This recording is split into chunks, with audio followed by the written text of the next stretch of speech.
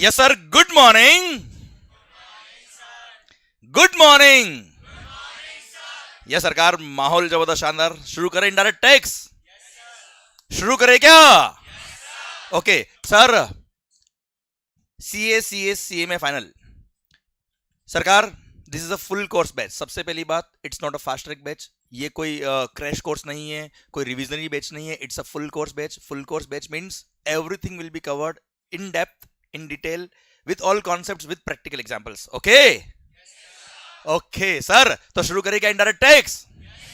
Okay सबसे पहली बात, अगर मैंने कहा है कि सर ये फुल कोर्स बैच है, everything will we are going to cover, पर सर इसका मतलब ये नहीं कि आपने सीए इंटरमीडिएट नहीं पढ़ा है। सर इसका मतलब ये नहीं कि आपने आर्टिकलशिप नहीं करी है। इसका मतलब ये है कि आपने डेफिनेटली सीए इंटर में जो जीएसटी पढ़ा होगा, आर्टिकल्स में भी बहुत सारे काम किए होंगे, तो वो तो आपको याद बिल्कुल भी नहीं है। सो बहुत सारे लोग तो घबरा गए, सर ये क्या बोल रहे हैं।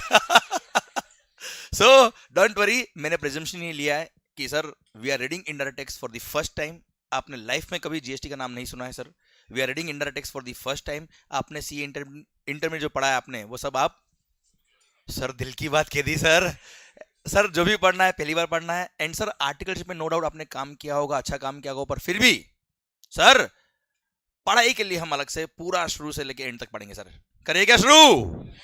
ओके सर, अब मैंने एक बात आपसे कह दी कि everything we are going to cover, पर sir right from the scratch till top we have to cover. पर सर मेरे को आपसे कमिटमेंट ये चाहिए कि जो हमने आज यहां पढ़ा होगा वो सेम डे आपको जाके आपके एंड पे रिवाइज करना है। That's it.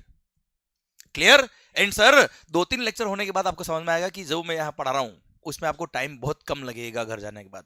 ठीक है, मैं तो कह रहा हूँ 5-6 लेक्चर जाने दो, 5-6 लेक्चर आप रिवाइज करिए, फिर आपको खुद को समझ में आएगा कि टाइम आपको कितना लग रहा है रिवीजन में। ओके बच्चों, पर पॉइंट ये है कि आपको सेम डे रिवाइज करना, भले ही 15 मिनट लगे, आधा घंटा लगे, 1 आवर लगे, वी डोंट केयर, पर सर सेम डे रिवाइज होना चाहिए। अगर आपने सेम डे रिवाइज किया तो सर जो आज हम पढ़ने वाले हैं, मेरा प्रॉमिस आपसे ये है कि लास्ट डे आपको याद रहेगा। वो कैसे याद रखवाना है वो मेरा काम है सर। ठीक है, और याद रखने का आपको कोशिश भी नहीं करना पड़ेगा, याद ऑटोमेटिक हो जाएगा सर। क्लियर? लास्ट में आप कंफर्टेबल नहीं तो आगे आ जाओ यार आराम से। इफ यू आर कंफर्टेबल तो ठीक है, अदरवाइज इधर आगे आ जाइए सर। ओके सर, और आपके बैग्स जो है वो प्लीज साइड में रख दो यार, तो हो पाएगा सर अरेंजमेंट। ओके चलिए सर शुरू करें हम इनडायरेक्ट टैक्स? पक्का? ओके सर, ऐसे नहीं यार मजा नहीं आएगा। अरे शुरू करें क्या? पक्का? देखो गला केवल मेरा खराब नहीं होगा, आपका भी खराब करवा के भेजूंगा मैं, ध्यान रखना सर। ओके चले सर शुरू करते हैं हम बात। ओके, और जो भी वीडियो क्लास में है आप सबको भी मेरे साथ बात करनी, मतलब करनी है सर। आप और हम साथ में बैठे, बात खत्म। और आपके लिए तो सर केवल आप और मैं ही बैठे। Clear sir? तो सबकी आवाज आनी चाहिए, और वीडियो क्लास में जो बैठे उनकी भी आवाज मैं सुन रहा हूं, ध्यान रखना, ऊपर वाला सब सुन रहा है सर। शुरू करते हैं हम बात को, इनडायरेक्ट टैक्स आईडीटी। सर सबसे पहली बात, बेसिक कॉन्सेप्ट बात कर रहा हूं। हो सकता है सर नेक्स्ट 1 और 2 आवर जो मैं पढ़ाने वाला हूं शायद आपने सुना होगा, शायद आपको आता भी होगा। क्लियर? शायद आपने कहीं कोई वीडियो या कहीं आर्टिकलशिप में या कभी न कभी देखा होगा, पर मैंने क्या प्रेजेंटेशन लिया है, हमको तो कुछ भी नहीं आता, हम तो शुरू से पढ़ना है सर, बात खत्म। क्लियर? अच्छा मैंने बोला कुछ भी नहीं आता मतलब ईगो में मतलब ना, वो मंगल होए सब तेरे को आता है क्या? सर ऐसा नहीं है, you know everything, but sir पढ़ाई के पर्पज के लिए हमको हर एक चीज कनेक्ट करनी है। सबसे बड़ी बात क्या है sir? Connecting each and every point from sir scratch till top is very important. Clear? Her individual topic हो सकता है सबको आते हो, पर सर हर एक पूरा indirect tax as a whole आना बहुत जरूरी है, बहुत इंपॉर्टेंट है सर। तो सर शुरू कर रहे हैं हम? पक्का? चलिए सर शुरू करते हैं हम इनडायरेक्ट टैक्स आईडीटी। सरकार आईडीटी इनडायरेक्ट टैक्स की अगर हम बात करें, कभी नाम सुना आपने इसका? मैंने ये बोला है आपको कि सर आपको आता कुछ भी नहीं, इसका मतलब नाम नहीं सुना यार। नाम तो सुना ही होगा आपने सर। इनडायरेक्ट टैक्स नाम सुना क्या आपने? मतलब पहले झूठ बोल रहे थे आप ऐसा? सर इनडायरेक्ट टैक्स, चलिए सर सबसे पहली बात, what do mean by indirect tax? क्या होता है indirect tax? Yes sir, what do mean by indirect tax? हाँ जी। अच्छा एक बात और, मैंने प्रिजम्पशन लिया आपको कुछ भी नहीं आता, फिर भी अगर आपसे क्वेश्चन पूछ रहा हूं इट मींस आपको एक कॉमन सेंस आंसर देना है sir. I don't need book का आंसर, आई डोंट नीड कोई technical answer. Yes sir, indirect tax होता क्या है sir? Burden is on the consumer, मतलब burden is shifted to somebody else. Okay चलिए sir, direct tax क्या होता है? यस, आंसर आपसे चाहिए भाई, भले ही पढ़ाने में आया हूं पर पढ़ाओगे आप आधा मेरे को। यस सर, डायरेक्ट टैक्स क्या होता है? टैक्स ऑन इनकम, और कुछ? और कुछ? a tax the burden of which is not transferred. okay, example कोई? इनकम टैक्स, मेरी इनकम, मेरे को टैक्स पे करना है, अपने लॉस ही होता है बेटा, तो टैक्स की बात आती नहीं है सर। सर आपकी इनकम, आपको टैक्स पे करना है सर। क्लियर? इनडायरेक्ट टैक्स का कोई example? GST sir, customs, okay, service tax, excise, VAT, okay, बाकी और लिस्ट बाद में पढ़ेंगे हम। सर जीएसटी एक एग्जांपल दो ना सर, कि how this tax is charge, how burden is shifted, कैसे टैक्स ऑन कंज्यूमर लगता है सर। ये सर कोई एग्जांपल? कोई क्या एग्जांपल? आप रोज एग्जांपल, रोज आप कुछ ना कुछ परचेस करते हो, चोरी करते हो सर। अरे आपने जो शर्ट कपड़े पहने हैं सर, ये कहीं खरीदे कि चोरी करके लिया है? परचेज किया ना आपने, कुछ जीएसटी पे किया कि नहीं किया आपने? किया। ओके, तो क्या क्या होगा सर आपने, जब आपने किसी शॉपिंग मॉल में गए होंगे या शोरूम पे गए होंगे आप, सर आपने क्या क्या होगा, शर्ट परचेज किया होगा, मान लो ₹1000 का शर्ट था सर, वो हूं तो कर लो कम से कम। अच्छा एक बात और सर, कई बार मैं समझता हूँ कि आप बहुत बहुत थक जाते हो आप जिंदगी के अंदर, तो हाँ बोलने में बहुत तकलीफ आती है आपको सर, तो वहां हूं भी चलेगा सर मेरे को। ओके, अभी भी हूं नहीं आया रे ऐसे नहीं चलेगा, ऐसे नहीं, हूं तो चाहिए सर। अरे क्लियर? ओके, तो सर आपने जब शर्ट परचेज किया, मानो ₹1000 का वो शर्ट था सर, जब 1000 में आपने शर्ट परचेज किया, उस पर जीएसटी पे किया होगा सर। किसको? डायरेक्ट गवर्नमेंट को पे किया? पे तो क्या होगा सर आपने, किसको पे किया? सप्लायर को, जिसका शोरूम था, जिसकी दुकान थी, उसको सर। फिर उसने अपनी पॉकेट में रख लिया था, क्यों? उसने किसको पे किया? आवाज नहीं आ रही सर। गवर्नमेंट को, हाँ है ना सर। किससे लिया उसने? आपसे। दिया किसको? मतलब अल्टीमेटली लेने वाला कौन? गवर्नमेंट। देने वाले कौन? आप लोग। सर अगर आपने डायरेक्टली टैक्स दे दिया होता गवर्नमेंट को, that is what is called direct tax. पर सर लिया तो आपसे ही है, but through some other person लिया है, लिया आपसे ही है पर डायरेक्टली आपसे नहीं लिया है, इनडायरेक्टली लिया है, थ्रू समबडी एल्स लिया है, that's what is called indirect tax.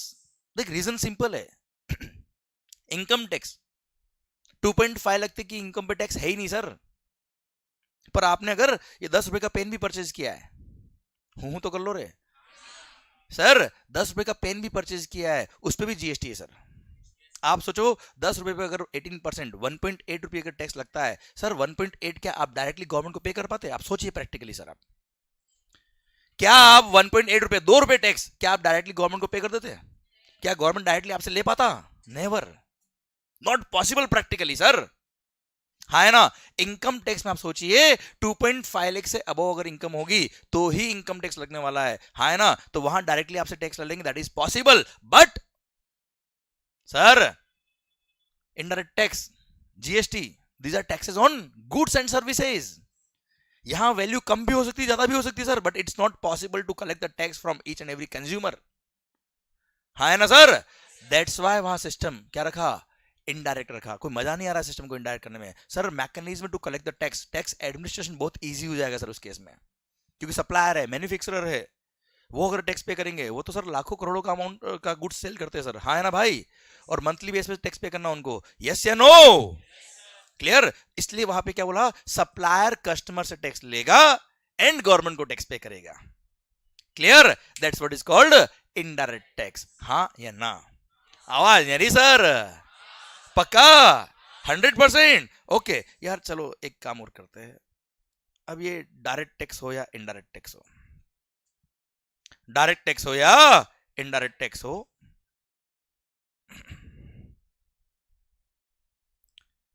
सबसे पहले डायरेक्ट टैक्स या इनडायरेक्ट टैक्स बात करने से पहले आप मुझे बताओ आखिर ये टैक्सेस क्या होते हैं?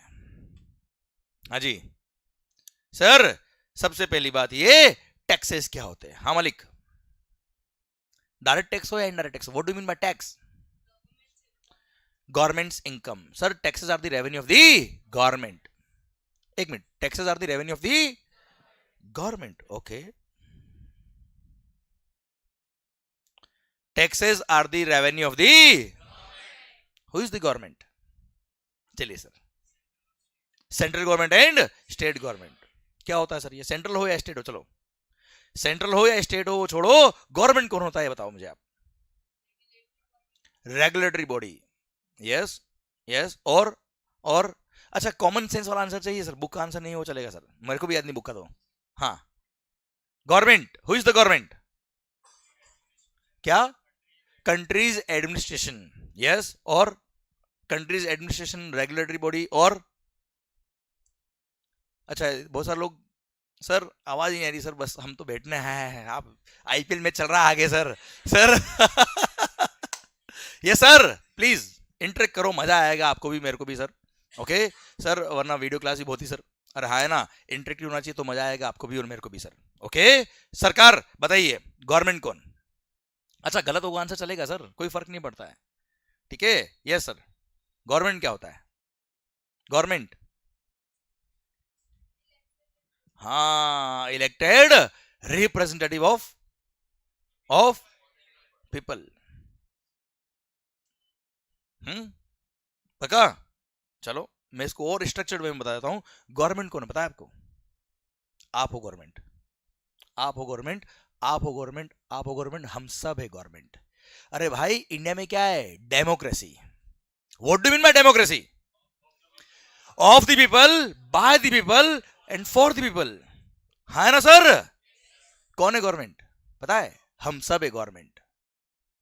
Clear sir? जनता जो बोलेगी वो होगा, कोई प्रेसिडेंशियल रूल नहीं है कि राजा ने बोल दिया और वो काम करना है, बात खत्म, ऐसा नहीं है सर। जो हम बोलेंगे वो होगा। देश कौन चलाएगा? ओ हो, हम लोग sir, who is the government? अभी तक वो आवाज नहीं आ रही सर। अच्छा जबरदस्ती आवाज नहीं चाहिए सर। गवर्नमेंट कौन सर? अच्छा democracy sir, for the people, by the people, of the people, जनता का, जनता के लिए, जनता के द्वारा। मतलब सर ये देश कोई एक राजा नहीं चला रहा है सर, ये देश हम सब मिलके चलाएंगे सर, हम सब मिलके सर इस देश के सारे लॉज बनाएंगे, हम सब मिलके इस देश के जितने भी एक्ट है, जितने भी कानून है वो सब बनाएंगे, हम सब इसको एडमिन करेंगे, हम सब इसको गवर्न करेंगे। कैसे करेंगे सर? सर देश में अराउंड 130 करोड़ प्लस पब्लिक है सर। मैंने क्या कहा? हूं तो करना ही पड़ेगा सर आपको। हाँ में वो तकलीफ होती होगी आपको सर, नो डाउट, पर सर हूं तो करना ही पड़ेगा। सर आप मुझे बताओ, in our country more than 130 crore public is there, yes या नो? आप मुझे बताओ सर, अगर हम सब है गवर्नमेंट, हम सब अगर देश को चलाएंगे, 130 करोड़ प्लस पब्लिक मिलके अगर देश का एडमिनिस्ट्रेशन करेंगे, तो सर यू टेल मी किस तरह से सर हम लॉज को बनाएंगे? 130 करोड़ प्लस पब्लिक मिलके किस तरह से देश को चलाएगी सर? कोई लॉ बनाना होगा, कोई एक्ट बनाना होगा, जीएसटी के अंदर कोई अमेंडमेंट करना है सर। कंपनीज एक नया आया था, जीएसटी नया आया था, कैसे लेके आएंगे हम लोग सर? इसलिए हम लोगों ने क्या किया सर, 130 करोड़ लोग एक साथ डिसीजन नहीं ले पाएंगे, इसलिए हम लोगों ने क्या किया, हमारे बीच में से ही वेल मैनर्ड, वेल एजुकेटेड जो लोग थे, रास्ते क्या होए, जो हमारे बिहाफ पे डिसीजन ले पाएंगे सर, हमने हमारे बीच में से ही जो वेल मैनर्ड, वेल एजुकेटेड, जो हमको रिप्रेजेंट कर पाए सर, उनको हमने इलेक्ट किया। हाँ है ना भाई? देश के नेता लोग कौन है सर? हमारे रिप्रेजेंटेटिव, उनको हमने ही अधिकार दिया हमको रिप्रेजेंट करने का, यस या नो? सर हमने क्या किया, वेल मैनर्ड, वेल एजुकेटेड लोगों को इलेक्ट किया through election process, and sir they are representing us as a government. हाँ है ना भाई? क्लियर? मतलब सर अल्टीमेटली अगर हम सेंट्रल गवर्नमेंट की बात करें तो सर पार्लियामेंट, हाँ है ना सर, संसद। Clear sir? अगर मान लो अंधेरी से कोई मेंबर ऑफ पार्लियामेंट है, it means that person is representing entire Andheri. हाँ है ना मालिक? सर अगर कोई बोरीवली से मेंबर ऑफ पार्लियामेंट है, मतलब that person is representing all the people of the Borivali who has elected him, that कि वो कैपेबल है हमारे डिसीजंस को, हमारी बात को रखने के लिए। हाँ है ना भाई? क्लियर? तो सर अल्टीमेटली हम सब ने मिलकर क्या कर दिया सर, सेंट्रल गवर्नमेंट की बात करें तो हम पार्लियामेंट बना दी सर। अरे क्या बना दी सर? पार्लियामेंट। और अल्टीमेटली सर पार्लियामेंट ने कोई डिसीजन लिया, मतलब किसने लिया है सर? हमने लिया है। हाँ ना सर? सर इसलिए आपने भी सुना होगा, अगर देश के अंदर कोई भी एक्ट बनता है, कोई भी लॉ अगर बनता है, तो सर कहां से बनता है? पार्लियामेंट से बनता है। सर फाइनेंस बिल जब प्रेजेंट होता है पार्लियामेंट के अंदर, तो वो बिल होता है, जब तक वो पास नहीं हुआ both the houses of parliament से, तब तक वो एक्ट नहीं होता है। फाइनेंस बिल होता है जब तक वो पास नहीं हुआ, जब वो पास होता है तब जाके बनता है क्या? Finance act. है ना भाई? क्लियर? वो किसने पास किया होता है? फाइनेंस बिल किसने पास किया होता है? Both the houses of parliament. Parliament कौन है सर? आवाज आ रही सर? पार्लियामेंट कौन है? हमारे ही रिप्रेजेंटेटिव है। पार्लियामेंट ने कोई डिसीजन लिया मतलब हमने डिसीजन लिया है। हाँ है ना सर? क्लियर? समझे मेरी बात? आवाज नहीं आ रही ओए? इसलिए इसलिए अगर हम बात करें तो गवर्नमेंट के जितने भी पावर्स हैं,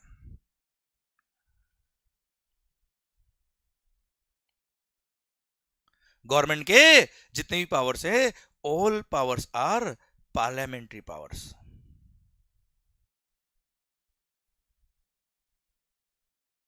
all powers are parliamentary power. मतलब अगर नया लॉ बनेगा कौन बनाएगा? आवाज यानी देखो यार, पार्लियामेंट। पार्लियामेंट मतलब हम लोग। अरे ये से नो। अच्छा गवर्नमेंट कौन? हम। बस सिंगल आंसर आना चाहिए। गवर्नमेंट कौन? हम। सारे लॉज कौन बनाएगा? हम, थ्रू पार्लियामेंट। लॉ में अमेंडमेंट करना है कौन करेगा? हम। कैसे? Through parliament. इसलिए गवर्नमेंट के जितने भी पावर है वो सब क्या है? सब पार्लियामेंट्री पावर है सर। बिना पार्लियामेंट के कोई भी लॉ पास नहीं होता सर। बिना पार्लियामेंट के कोई अमेंडमेंट नहीं होता सर। हाँ है ना? अगर पुराना पुराना लॉ कोई हटाना है कौन हटाएगा? पार्लियामेंट। नया लॉ लाना है कौन लाएगा? पार्लियामेंट। सर पुराने लॉ में कोई अमेंडमेंट करना है, कोई चेंज करना है कौन करेगा? अगर लॉ के अंदर छोटा सा भी चेंज करना है कौन करेगा? क्योंकि पार्लियामेंट कौन? अच्छा जो बात मैं कर रहा हूं वो लॉजिकल समझ में आ रही है या मैंने बोल दिया इसलिए मान रहे हो आप? लॉजिकल समझ में आ रही है ना सर? ध्यान देना बच्चों। सर गवर्नमेंट कौन? तो जब सारे कानून बनाए हमने हैं तो हर एक चीज लॉजिकल होगी इलॉजिकल होगी सर? आप सोचो ना आप। हाँ है ना सर? ध्यान देना, गवर्नमेंट ऑफिसर्स या कुछ नेता लोग हो सकता है चोर हो, पर गवर्नमेंट चोर नहीं है। गवर्नमेंट कौन है? बोलो हम चोर है। Nice sir. समझे आप मेरी बात? क्लियर? कुछ ऑफिसर्स हो सकता है अपनी रेस्पॉन्सिबिलिटी पूरी नहीं कर रहे, कुछ नेता लोग हो सकता है अपना पावर का मिसयूज कर रहे हैं, बट सर गवर्नमेंट चोर नहीं है। गवर्नमेंट कौन? आप देखना सर, अगर मान लो रिक्वायरमेंट होगी इंडस्ट्री की, एनवायरमेंट की, इंडस्ट्री एनवायरमेंट की अगर रिक्वायरमेंट होगी तो लॉ के अंदर अमेंडमेंट होता है। होता कि नहीं होता आप मुझे बताओ? होता कि नहीं होता मुझे बताओ आप? क्लियर? सर कौन करता है? हम लोग करते थ्रू पार्लियामेंट। चलो यार एक चीज बताओ, सारे अमेंडमेंट कौन करेगा सर?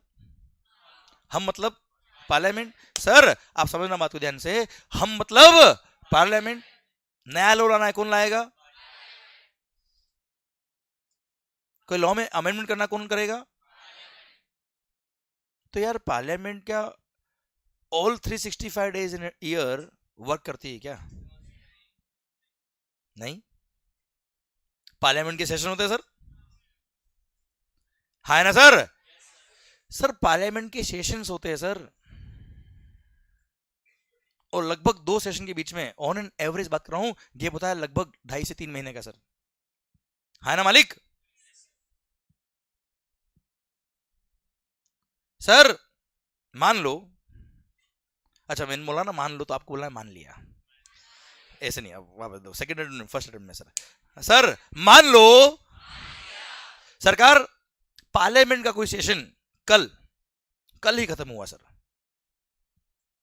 ओके, अब नेक्स्ट कब आएगा सर? लगभग 2.5-3 महीने बाद सर।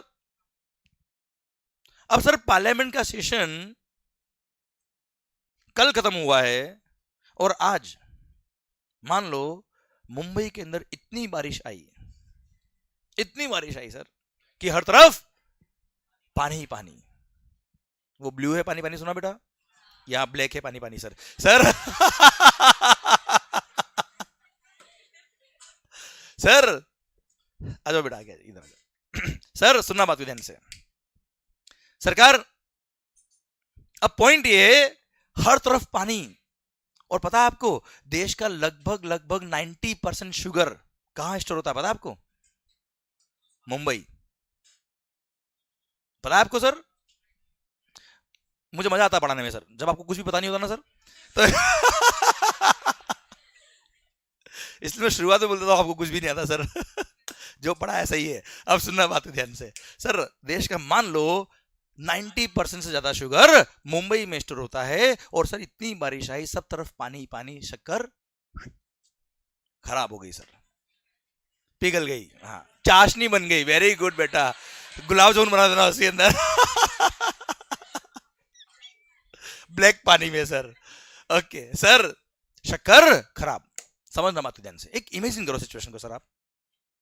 पॉइंट ये है मेरा आपसे कि अगर देश की लगभग लगभग सारी शक्कर खराब हो गई है, which is a goods of basic necessity sir, रोज चाहिए सर। ऐसा तो नहीं है आज शक्कर नहीं तो चलो चाय में नमक ही डाल देते सर, तू नहीं तो तू भी चाल से, ऐसा नहीं ना सर। शक्कर का काम तो शक्कर ही करेगी सर। अब सर देश की लगभग लगभग शक्कर सारी खराब। अब आप सोचो, goods of basic necessity, demand तो उतना का उतना, सप्लाई अगर एकदम कम हो जाए तो क्या होगा? प्राइसेस हाइक हो जाएगी शुगर की सर। अब शुगर जैसी गुड्स की अगर प्राइसेस इतनी हाइक हो जाए, सोचो इन्फ्लेशन रेट का क्या होगा? हाँ है ना सर। आप मुझे बताओ, अब ऐसी सिचुएशन को कंट्रोल करने के लिए या ऐसी सिचुएशन के अंदर सर डील करने के लिए गवर्नमेंट को क्या करना चाहिए? क्या मोदी जी आके बोल देंगे मेरे प्यारे किसान भाइयों, हमारे देश के अंदर शक्कर खराब हो गई है, शक्कर की बहुत डिमांड है, आप जाइए अपने फार्म पर शुगर केन प्रोड्यूस करिए, कल परसों में हमको शक्कर चाहिए।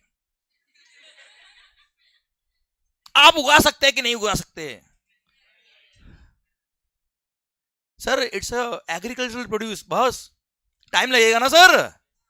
शुगर केन प्रोड्यूस होगा सर, टाइम लगेगा अपने हिसाब से, देन फैक्ट्रीज में जाएगा, देन प्रोसेस होगा, देन जाके शुगर बनेगी सर। तब तक क्या शुगर फ्री? आप मुझे बताओ उस टाइम के लिए जब तक सर, अब बताओ नया शुगर बनने में टाइम लगेगा, देश का लगभग लगभग सारा शुगर खराब हो चुका है, मीनवाइल क्या करना चाहिए गवर्नमेंट को सर? सर जीएसटी में तो कह रहा हूं कम, क्या एग्जिम कर दे चलो। अब बताओ तो भी क्या शक्कर मिल जाएगी लोगों को? क्या शक्कर का डिमांड तो पूरा करना पड़ेगा ना सर। अब देश का सारा शक्कर खराब हो गया, खत्म हो गया, एंड सर नया शक्कर बनने में टाइम लगेगा, तो गवर्नमेंट को उस टाइम पे क्या करना चाहिए? इंपोर्ट ऑफ शुगर को प्रमोट करना चाहिए उस पर्टिकुलर मोमेंट पर सर। अब इंपोर्ट ऑफ शुगर को अगर प्रमोट करना चाहिए तो क्या करना चाहिए? उस पर हैवी कस्टम ड्यूटी लगा देना चाहिए या कस्टम्स माफ कर देना चाहिए, कम कर देना चाहिए, एग्जिम करना चाहिए सर? हाँ है ना सर। तो कस्टम्स ड्यूटी अगर कम करनी है किसी गुड्स पर, मतलब लॉ के अंदर अमेंडमेंट करना है मालिक। लॉ के अंदर अमेंडमेंट कौन कर सकता है सर? पार्लियामेंट का सेशन कब खत्म हुआ सर? कल। नेक्स्ट सेशन कब होगा? अराउंड 2 to 3 मंथ बाद में सर। तब तक क्या करेंगे? हवन करेंगे, हवन करेंगे, ऐसा सोचो। मतलब ऐसे केस में अब समझना, देश का लगभग लगभग सारा शक्कर खराब हो गया है सर, इंपोर्ट पर कस्टम्स कम करना है, एग्जिम करना है सर, लॉ के अंदर अमेंडमेंट करना है, पार्लियामेंट का सेशन अब अगले 2-3 महीने बाद आएगा, तब तक क्या करें सर? क्या मोदी जी बोल देंगे मेरे को कल हर मेंबर ऑफ पार्लियामेंट कल दिन में 2 बजे यहाँ चाहिए, भले उड़ के आए तैर के आए? कोई नायक मूवी चल रही है क्या ऐसा? अरे हर मेंबर ऑफ पार्लियामेंट बिजी है सर, उसको केवल 5 साल मिले करप्शन काम करने के लिए सर। सर समझना बात को ध्यान से, इतनी मेहनत करते हैं सर, हमारे को रिप्रेजेंट करते हैं सर। हाँ है ना बेटा। तो सर आप मुझे बताओ, अब रातों रात तो सारे मेंबर ऑफ पार्लियामेंट आ नहीं सकते, क्लियर? अब ऐसे केस में क्या करें? इसलिए इस तरह की सिचुएशंस के लिए सर हमने कुछ पावर्स गवर्नमेंट को डेलीगेट किए।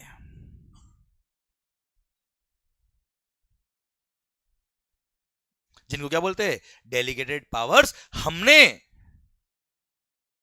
सर सेक्शन नंबर 25 बनाया कस्टम्स एक्ट के अंदर, और हमने लिखा क्या? Government has the power to grant exemption to any of the goods from the levy of custom duty.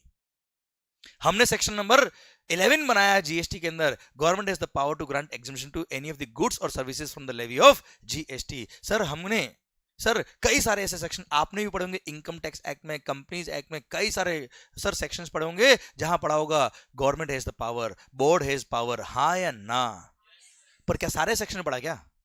हमने कुछ पावर्स गवर्नमेंट को क्या कर दिए? डेलीगेट कर दिए। इनको बोलते हैं क्या? Delegated powers.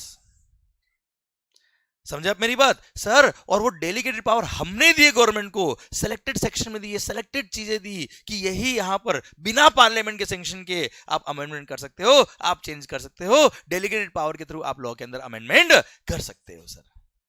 इसलिए आपने देखा होगा फाइनेंस बिल तो साल में एक बार आता है, पार्लियामेंट से फाइनेंस एक्ट तो साल में एक बार बनता है, फिर भी साल भर अमेंडमेंट होते रहते हैं। कहां से होते हैं सर? कहां से होते हैं सर? डेलीगेटेड पावर से होते हैं सर।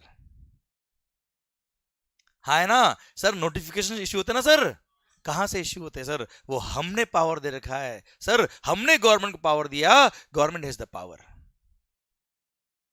हमने गवर्नमेंट को बोला कि ठीक है सर, डायरेक्ट गवर्नमेंट का जो रेस्पेक्टिव डिपार्टमेंट होगा सर, वो डायरेक्ट क्या कर देंगे सर? नोटिफिकेशन इशू करके ये अमेंडमेंट कर देंगे। पर सारे अमेंडमेंट करने का पावर नहीं दिया। कुछ जगह जहां हमको लगता था कि यहां पे it is required in public interest, जनहित में जारी करने के लिए, या इमरजेंसी सिचुएशन होगी तब सर पार्लियामेंट को नहीं बुलाना पड़े और वहां पे डायरेक्ट डेलीगेटेड पावर के थ्रू काम हो जाए, वहां उन कुछ सेक्शंस के अंदर हमने क्या किया भाई? अमेंडमेंट, हमने सेक्शन इस तरह से बनाया कि गवर्नमेंट को पावर दे डाला। हाँ या ना? समझ में आ रहा कि नहीं आ रहा है सर? आवाज नहीं आ रही सर? हाँ है ना सर? पता है सर, अब समझना ध्यान से, ये सब बातें मैंने, ये सब पंचायती मैंने क्यों करी? पंचायती करी ना सर? हूं कौन बोल रहा है सर? ये सब बातें मैंने क्यों करी? समझना बात को ध्यान से, क्योंकि लेक्चर नंबर 1 में ही आपको पता होना चाहिए कि आपको क्या पढ़ना, कितना पढ़ना, आपके लिए रिलेवेंट क्या है sir. Okay sir, as far as CA final exams are concern, अगर आपके एग्जाम्स नवंबर 2023 में है सर, तो as per the policy of the ICAI all amendments, sir exam month को छोड़ दो, उससे पहले 6 मंथ तक के अमेंडमेंट जो एप्लीकेबल हो गए 2011, मतलब 30 अप्रैल 2023 के जो तक के जो अमेंडमेंट एप्लीकेबल हो जाएंगे वो आपके लिए रिलेवेंट होंगे सर। क्लियर? एंड सर जिनके भी एग्जाम्स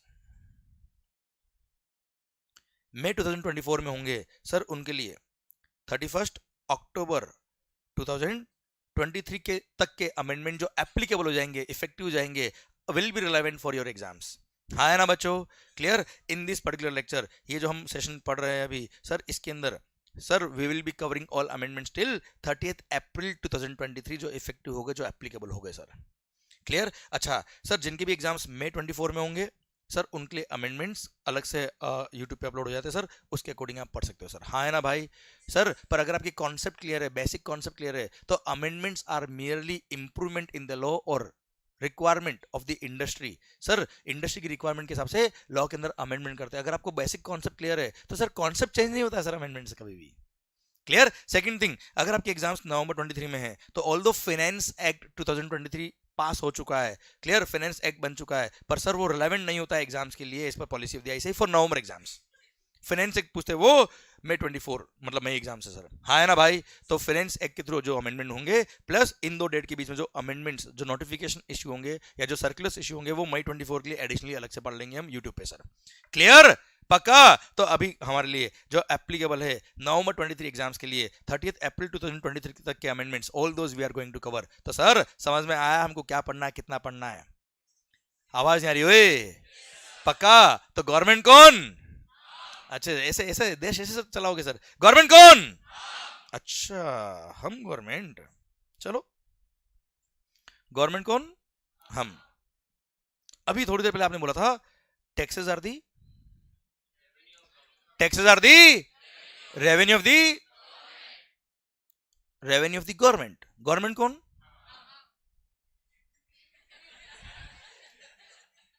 गवर्नमेंट कौन? हम। टैक्स कौन पे कर रहा? हम पे कर रहे हैं। किसको पे कर रहे हैं? हमको ही पे कर रहे हैं। भाई क्या बात कर रहे हो सर?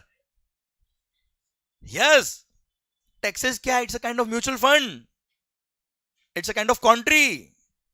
सर आज रोड बनानी सर, पुलिस वाला अपॉइंट करने हैं, पुलिस वालों को अपॉइंट करना है सर, आर्मी अपॉइंट करनी है, रेलवे स्टेशन बनाना है, एयरपोर्ट बनाना है सर, पूरा डेवलपमेंट करना है देश के अंदर, कौन करेगा? हम करेंगे सर। कैसे करेंगे? हाईवे पहुंच जाएंगे सर, रोड बना देंगे सर, आज आप बोलो आप सर सीए फाइल से ज्यादा इजी तो सर रोड बनाना है सर, हम रोड बना देंगे सर। कैसे बनाएंगे सर? पैसा चाहिए ना सर, कहां से आएगा भाई? हम सब कॉन्ट्री करेंगे। कितना कॉन्ट्री करेंगे वो ये डिसाइड करेगा सर। हाँ ना सर, कितना किसको कॉन्ट्री कर रहा है? जो अमीर लोग हैं उनसे टैक्स लो, गरीब लोगों से टैक्स मत लो। है ना सर, जिसकी इनकम कम उस पर टैक्स कम, जिसकी इनकम ज्यादा उस पर टैक्स ज्यादा। 400 करोड़ रुपए याद है बेटा सर? पास वालों को मिले ना सर? सर सुनना, उनसे टैक्स लो सर, कोई दिक्कत नहीं सर, गवर्नमेंट खुद बोलती है सर। सुनना बात को ध्यान से। अब सरकार, पॉइंट ये है कि sir taxes are revenue of the government. Government कौन? हम लोग। सो अल्टीमेटली देश के अंदर जो पूरा इंफ्रा डेवलप हुआ है, आज पुलिस की सैलरी हो गई सर, आज आर्मी पर्सनल हो गए, अरे हाँ है ना सर, आज रेलवे हो गया, रोड हो गई सर, एयरपोर्ट हो गई, ये सब कौन चलाएगा? पूरा इंफ्रा कौन चलाएगा? पूरा सिस्टम कौन चलाएगा? आप सोचिए सर, अगर सिग्नल पे 2 दिन ट्रैफिक पुलिस वाले पर्सन नहीं हो, अपने को लगता है अरे यार खड़े, पर वो नहीं हो ना, देख लो ट्रैफिक का हाल क्या हो सर। हाँ है ना सर, तो उनका सैलरी कहां से निकलेगा सर? हाँ है ना, हम लोगों से। हम लोग क्या करेंगे सर? कॉन्ट्री करेंगे क्या? टैक्सेस के नाम से सर। हाँ है ना, some taxes are direct, some are indirect. These are mechanism to collect the tax. Tax is from the sir public of the government of the India. हाँ है ना भाई? अरे क्लियर, पक्का 100% सर। आउट ऑफ इंडिया वाले लोग India में आकर अगर बिजनेस कर रहे हैं तो they are using the infra of India, so उनसे भी रेवेन्यू का पार्ट लेना पड़ेगा। हाँ है ना सर, इसलिए उनसे भी टैक्स लगता है। अगर आउट ऑफ इंडिया से गुड्स इंडिया में आ रहा है तो उस पर क्या लगता है? कस्टम ड्यूटी लगता है बेटा। हाँ है ना भाई? सर ऐसा नहीं कि कस्टम कोई अभी नया कोई लगाया सर, ऐसा नहीं है सर। राजा महाराजा के टाइम पे राजा अपनी प्रजा से लगान लेती थी सर। लगान याद है बेटा? वो आमिर खान याद आया बेटा आपको? वहां मत पूछो, यही रहो बेटा आप सर। अब पॉइंट मेरा आपसे ये कि सरकार लगान, अगर सर लैंड रेवेन्यू लगान, राजा अपनी प्रजा से लैंड रेवेन्यू लगान लेता था सर, पर अगर दूसरे राज्य से, दूसरे स्टेट से अगर कोई पर्सन अपने स्टेट में आके कुछ गुड्स या सर्विसेज बेच रहा है और उससे अगर कोई रेवेन्यू अर्न कर रहा है तो राजा उससे भी लगान लेता था बेटा। हाँ है ना? That's what is called customs in the current scenario, nothing else. हाँ, मैकेनिज्म क्या होगा, कॉन्सेप्ट क्या होगा, कितना कस्टम होगा, वो हम पढ़ेंगे सर बाद में। पर सर थीम समझ में आ रहा है कि नहीं आ रहा सर आपको? आवाज नहीं आ रही ओए? तो सर गवर्नमेंट कौन? बहुत बढ़िया सर, बहुत बढ़िया। गवर्नमेंट कौन? ठीक है सर। अब आप कहेंगे सर पता नहीं, सुबह सुबह 7 बजे बुला के सर ये भाषण दे रहे गवर्नमेंट कौन, हम और ऐसा वैसा, है ना बेटा? नहीं। चलिए सर बात करते हैं एक शानदार वाली, मस्त वाली, कि आखिर मैंने जो पढ़ाया वो क्यों पढ़ाया, आपका माइंडसेट क्या चेंज हुआ है सर। 2 मिनट समझना बात को ध्यान से। अगर बताएं, अगर असेसी टैक्स पे करने में लेट हो गया, अगर मैं जीएसटी की बात कर रहा हूं sir, if the assessee delays in making payment of tax to the government, तो sir assessee will have to pay the interest। अच्छा आप मुझे बताओ इंटरेस्ट क्या होता है बेटा? टाइम वैल्यू ऑफ मनी, ब्याज। हाँ जी बिल्कुल सही, टाइम वैल्यू ऑफ मनी। आपने बैंक से लोन लिया सर, आपको क्या देना पड़ेगा? इंटरेस्ट।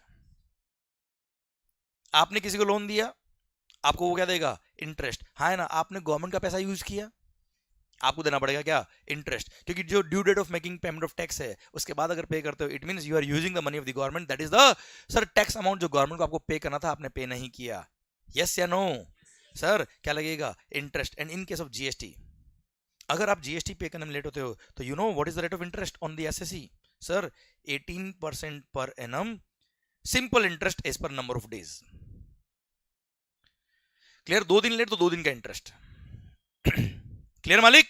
पता है यही अगर मान लो कभी रिफंड का केस बनता है, अगर किसी सिनेरियो में आपने टैक्स एक्स्ट्रा पे कर दिया, कोई केस फाइल हो गया और आपको रिफंड बनता है सर, तो पता है गवर्नमेंट को बोला कि जिस दिन असेसन, मैं जनरल बता रहा हूं पॉइंट बेटा आपको, जनरल भी है ना, एक आइडिया देने के लिए, अभी कोई एक्ट नहीं पढ़ा रहा, कोई सेक्शन नहीं पढ़ा रहा, मैं आपको एक आइडिया, बेसिक आइडिया कॉन्सेप्ट के लिए।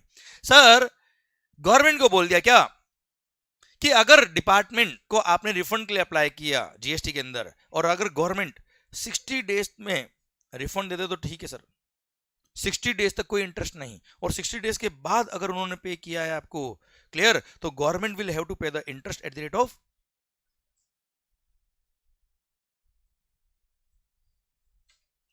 6% पर एनम। और हमारी बात आई तो 18, वो भी नेक्स्ट डे से ही। खुद की बात आई तो 60 डेज बाद, that too at the rate of 6% per annum. साले चोर, अरे हाँ है ना? यस या नो? तो क्या करना चाहिए? या तो सर हमारे लिए भी 6 कर दो, या फिर इनके लिए भी 18 कर दो।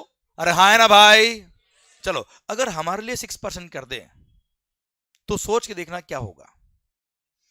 अगर हमारे लिए 6% per annum rate of interest कर दे तो एसएससी जानबूझ के लेट टैक्स पे करेगा।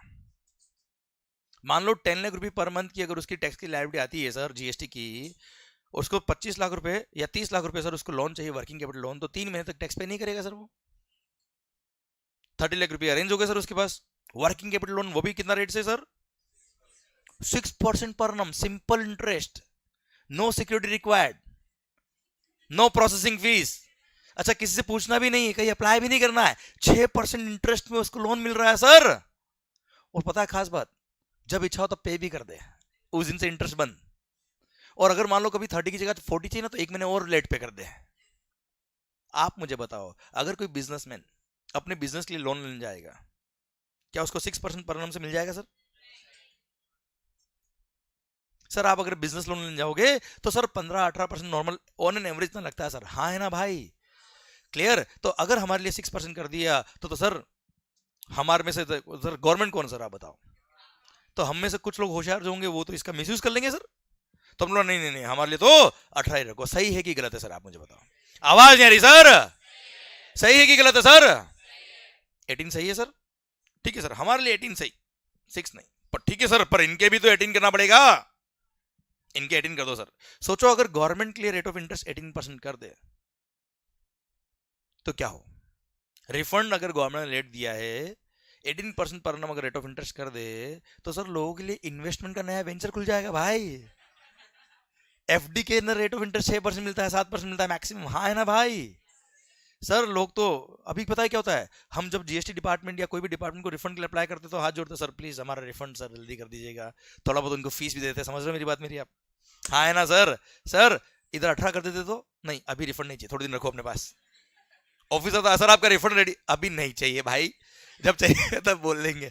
आप मुझे बताओ क्या 18 पॉसिबल है सर? आवाज नहीं आ रही सर? आप मुझे बताओ यहाँ क्या होना चाहिए सर? अगर एफडी का रेट ऑफ इंटरेस्ट 6 to 7% है, कितना होना चाहिए सर? 6। सही हो रहा कि गलत हो रहा है सर? सही हो रहा कि गलत हो रहा है सर? हमारे लिए 18% सही कि गलत है सर? इनके लिए 6% सही कि गलत है सर? यही 2 मिनट पहले आप क्या बोल रहे थे सर? साले गवर्नमेंट चोर। और 2-3 लोगों ने तो पता नहीं 2-3 अलग अलग वर्ड्स भी बोल दिए थे सर गवर्नमेंट को देते हुए सर, जो मैं यहाँ बोल भी नहीं सकता सर। हाँ है ना?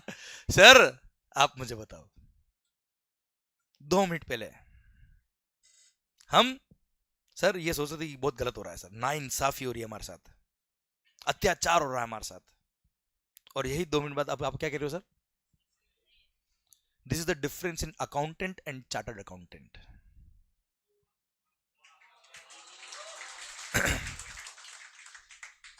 सर बात समझ में आ रही कि नहीं आ रही आपको? आपको क्या करना है सर? समझ में मेरी बात? अगर आपने सेक्शंस को याद कर लिए, प्रोविजंस को याद कर लिए, बुक्स में जो लिखा है वो रट लिया, तो जिंदगी भर गाली दे दे के पढ़ोगे सर, और उसको रटने की कोशिश करोगे, याद करने की कोशिश करोगे। मैं कह रहा हूं गारंटी है, अब आप चाहो ना भूलना तो भूल के दिखा देना सर कि हमारे लिए 18 उनके लिए 6 है, भूल के दिखा देना सर। साली दिल में बस गई है, अब नहीं भूल पाओगे आप। हाँ है ना सर? अरे यस है नो? और आपको बताया जो दिल में बचा था उसको भुलाना नामुमकिन है ना बेटा? रो मत ओए, इमोशनल हो गए सर लोग तो। सर कोई बात नहीं सर, अभी उसको साइड में सर, अभी दिल में कुछ और बसाना पड़ेगा आपने, वो GST sir. Clear? Don't worry, जो आपके दिल में गैप बचा हुआ है सर, उस गैप को हम फिल कर देंगे थ्रू जीएसटी सर। अरे हाँ है ना भाई? समझ में आया कि नहीं आया सर? गवर्नमेंट कौन? आप समझना ध्यान से। सर मैंने आपसे कहा है कि हो सकता है 2-3 ऑफिसर्स हो सकता है कुछ नेता लोग चोर हो, पर गवर्नमेंट चोर नहीं है। एवरी प्रोविजन, हर लाइन, हर वर्ड, हर सेंटेंस अगर लिखा है लॉ के अंदर तो वो लॉजिकल है या नहीं सर?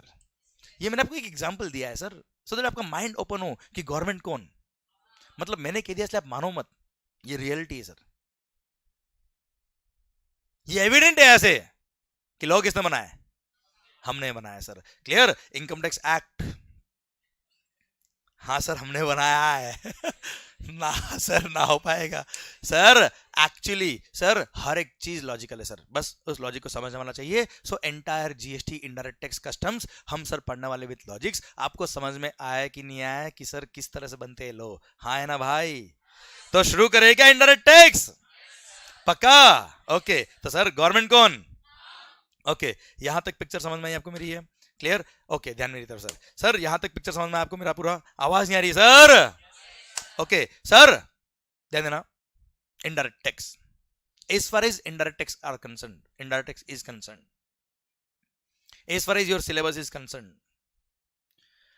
100 मार्क का ये पेपर होता है सर, उसमें से out of 100 marks GST is 75 marks and customs plus foreign trade policy is 25 marks. Clear? समझे आप मेरी बात? ओके सर ध्यान देना बच्चों, शुरू किससे करें, कस्टम से या जीएसटी से सर? आवाज अच्छे से नहीं आ रही सर? जिस धमाकेदार तरीके से ये एक्ट आया उस तरीके से आवाज नहीं आ रही सर। शुरू कहां से करें सर, जीएसटी या कस्टम्स? पक्का?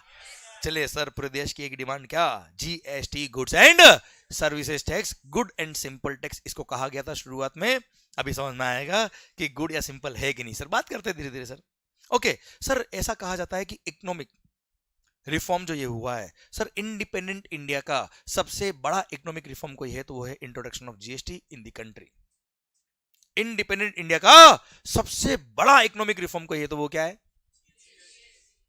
आखिर क्या तकलीफ क्या थी सर? आखिर पुराने लॉज के अंदर तकलीफ क्या थी सर, क्यों जीएसटी आया?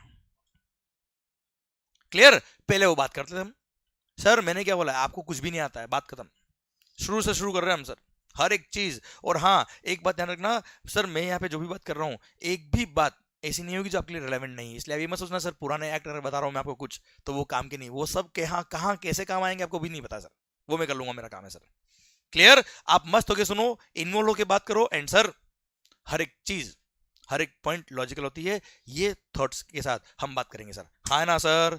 अरे शुरू करें हम बात को। ओके सर ध्यान देना, सरकार वीडियो क्लास में जो भी है सर आपको भी प्रॉपर इंटरेक्ट करना है मेरे से, हर एक बात का आंसर देना है मेरे को, आपको अगर आपको मैंने बोला है तो। ओके सर मेरा पॉइंट आपसे ये है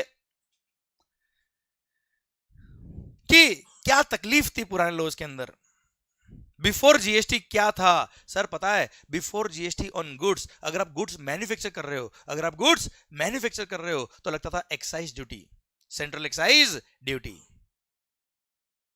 विच was the revenue of the central government. Services provide करने में लगता था क्या, service tax, it is the revenue of central government. Goods sale करने पर, भले मैन्युफैक्चरर सेल कर रहा या कोई डीलर सेल कर रहा, सेल करने पे क्या लगता था, सेल्स टैक्स, जिसको कहते हैं क्या, वेट। क्लियर? चलिए सर उसमें क्या तकलीफ थी, क्या प्रॉब्लम थी, आखिर क्या दुख थे, क्या दर्द थे जिसकी वजह से जीएसटी को लाना पड़ा? बात कर ले क्या सर उसके बारे में भी हम? चलिए सर बात करते रिगार्डिंग सर पुराने लॉज में क्या तकलीफ था, देखना ध्यान से सर। अभी तकलीफ था कि नहीं था बाद में बात करेंगे, पुराने लोग क्या थे वो देख लेते सर, क्या सिस्टम था वो देखते हम सर। मान लो देखो सर, मतलब ऐसा कंफ्यूज करूंगा सर टॉपिक के बीच में डाल के सर, अगर ढंग से आवाज नहीं तो। क्लियर? मान लो सेल्फिश लोग सब सर,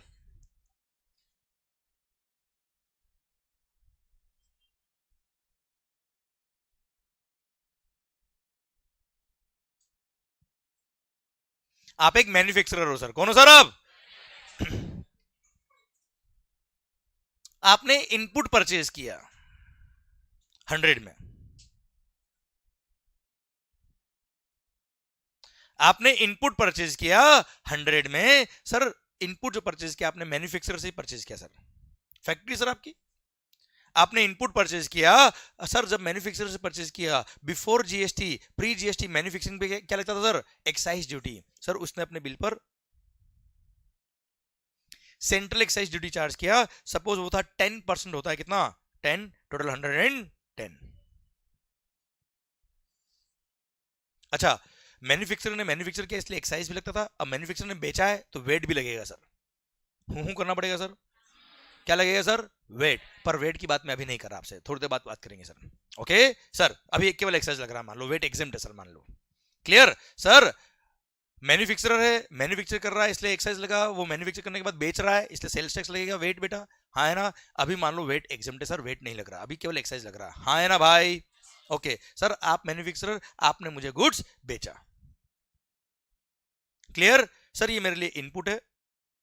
अब इस इनपुट को यूज करके मैं क्या कर रहा हूं सर? आउटपुट गुड्स बना रहा हूं सर। क्या बना रहा हूं मालिक? Output goods. अच्छा, अभी पुराने लो में तकलीफ नहीं है सर, कोई तकलीफ नहीं है, हम आराम से पुराने लो पहले समझ रहे हैं सर। 10-15 मिनट लगेंगे, आधा घंटा लगेगा, ज्यादा नहीं लगेगा सर, ध्यान देना सर। अब सिंस मैं आपसे जो इनपुट परचेज कर रहा हूं, उस इनपुट को यूज करके मान लो मैं ये आउटपुट गुड्स बना रहा हूं। दिस आउटपुट गुड्स इज, मान लो, marker. I am a manufacturer of marker, brand name Mangals. Sir अरे है ना रे सर, कोई डाउट आपको? नहीं तो डाउट मैं क्रिएट कर दूंगा सर, ध्यान देना सर। सर ये मार्कर्स मैं बना रहा हूं सर, ये मार्कर बनाने के लिए कैमरा का थोड़ा सा ध्यान रखिए सर। कोई बात नहीं, कोई बात, पैर लग गया था। ये मार्कर बनाने के लिए सर मैंने आपसे क्या परचेज किया? प्लास्टिक। रॉ मटेरियल मेरा मान लो प्लास्टिक। ये प्लास्टिक मैंने परचेज किया ₹100 plus 10p GST excise. Clear? Total 110। अब जब मार्कर बना के मैं आपको सेल करूंगा, अगेन सर इस पे क्या लगता है? एक्साइज ड्यूटी लगता है सर। क्या लगता है sir? Excise duty. Sir since मेरे सेल पे एक्साइज लग रहा है, परचेज पे मैंने एक्साइज पे किया सर, वापस से सेल प्राइस पे पूरे पे टैक्स लगेगा, इसलिए मैंने जो 10 रुपए पे किया उसका मेरे को क्या मिल जाता था? CENVAT credit. क्या बोलता है सर? जिसको भी आप इनपुट टैक्स क्रेडिट बोलते हो ना सर, आईटीसी, वही वही सर। तो मैंने सेनवेट क्रेडिट अवेल कर लिया, सेनवेट क्रेडिट टेकन, 10 का क्रेडिट ले लिया, तो सर मेरी कॉस्ट कितनी बच गई? आउट ऑफ 110, 10 का मेरे को क्रेडिट मिल गया, तो मेरी कॉस्ट कितनी बच गई सर? 100। क्लियर? अब सर मैंने मैन्युफैक्चर किया होगा, मेरा दूसरा एक्सपेंस लगा होगा सर इस पे, है ना? मेरा अपना मार्जिन भी तो होगा सर, समाज सेवा तो कर नहीं रहे सर देश के अंदर। क्लियर? उसको बोलते हैं वैल्यू एडिशन। मेरे सारे एक्सपेंसेस प्लस मेरे सारे प्रॉफिट मार्जिन वगैरह सब कुछ सर, कितना? मान लो 40। कितना हो गया मालिक? 140। ये 140 में क्या बन गया सर मेरा? Output goods. और 140 is the value of my output goods. This is the value sale price of my output goods including profit margin also बेटा। ये मेरी सेल प्राइस है सर। क्लियर? अब क्या लगेगा मालिक इस पे? एक्साइज ड्यूटी हूं करना पड़ेगा सर। अरे क्या लगेगा sir? Excise duty sir. Suppose 10% is again the excise rate sir, हो गया कितना? 14। टोटल होता है कितना? 154 इनडायरेक्ट टैक्स सर। कस्टमर को मैंने बिल बनाया 154 का, उससे 154 मैंने ले लिया, इसमें से 14 क्या है? अरे 14 क्या है मालिक? एक्साइज, इनडायरेक्ट टैक्स है। किसको पे करना है? सेंट्रल गवर्नमेंट को सर, है ना? अब जब मैं सेंट्रल गवर्नमेंट को पे करूंगा 14, तब सर मैं 10 रुपए ऑलरेडी टैक्स पे कर चुका हूं गवर्नमेंट को, जिसका मैंने सेनवेट क्रेडिट अवेल किया था। याद है? सेनवेट क्रेडिट अवेल किया था, लिया हुआ है अभी मेरे पास, अब मैं उसको यूज कर लूंगा सर। मैंने 10 का सेनवेट क्रेडिट क्या कर लिया? यूज कर लिया। बैलेंस 4 क्या कर दिया सर? पे कर दिया भाई, हाँ है ना सर? क्लियर? सर मैंने 10 का क्रेडिट यूज किया, बैलेंस 4 पे किया। क्लियर? अल्टीमेटली गवर्नमेंट को कितना मिल गया सर? 14 कैसे मिला सर? 10 तो यहां मिला होगा सर उसको, यहां पर, हाँ है ना? एंड सर 4 अभी मिल गया सर इनको। क्लियर? अल्टीमेटली 14 गवर्नमेंट को मिल गया, 14 कस्टमर की पॉकेट से गया। क्लियर? और गवर्नमेंट को पूरा 14 रुपी टैक्स मिल गया, हाँ या ना? अरे क्लियर? पक्का? डन। चलो सर, मेरा क्वेश्चन सिंपल सा आपसे ये है,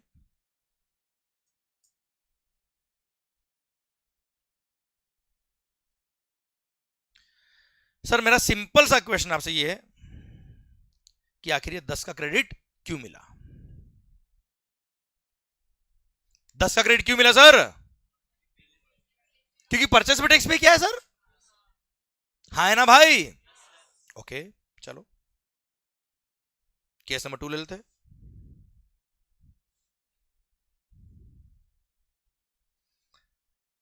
again I am a manufacturer, I am a manufacturer of this pen. अरे मैं क्या बना रहा हूं साहब?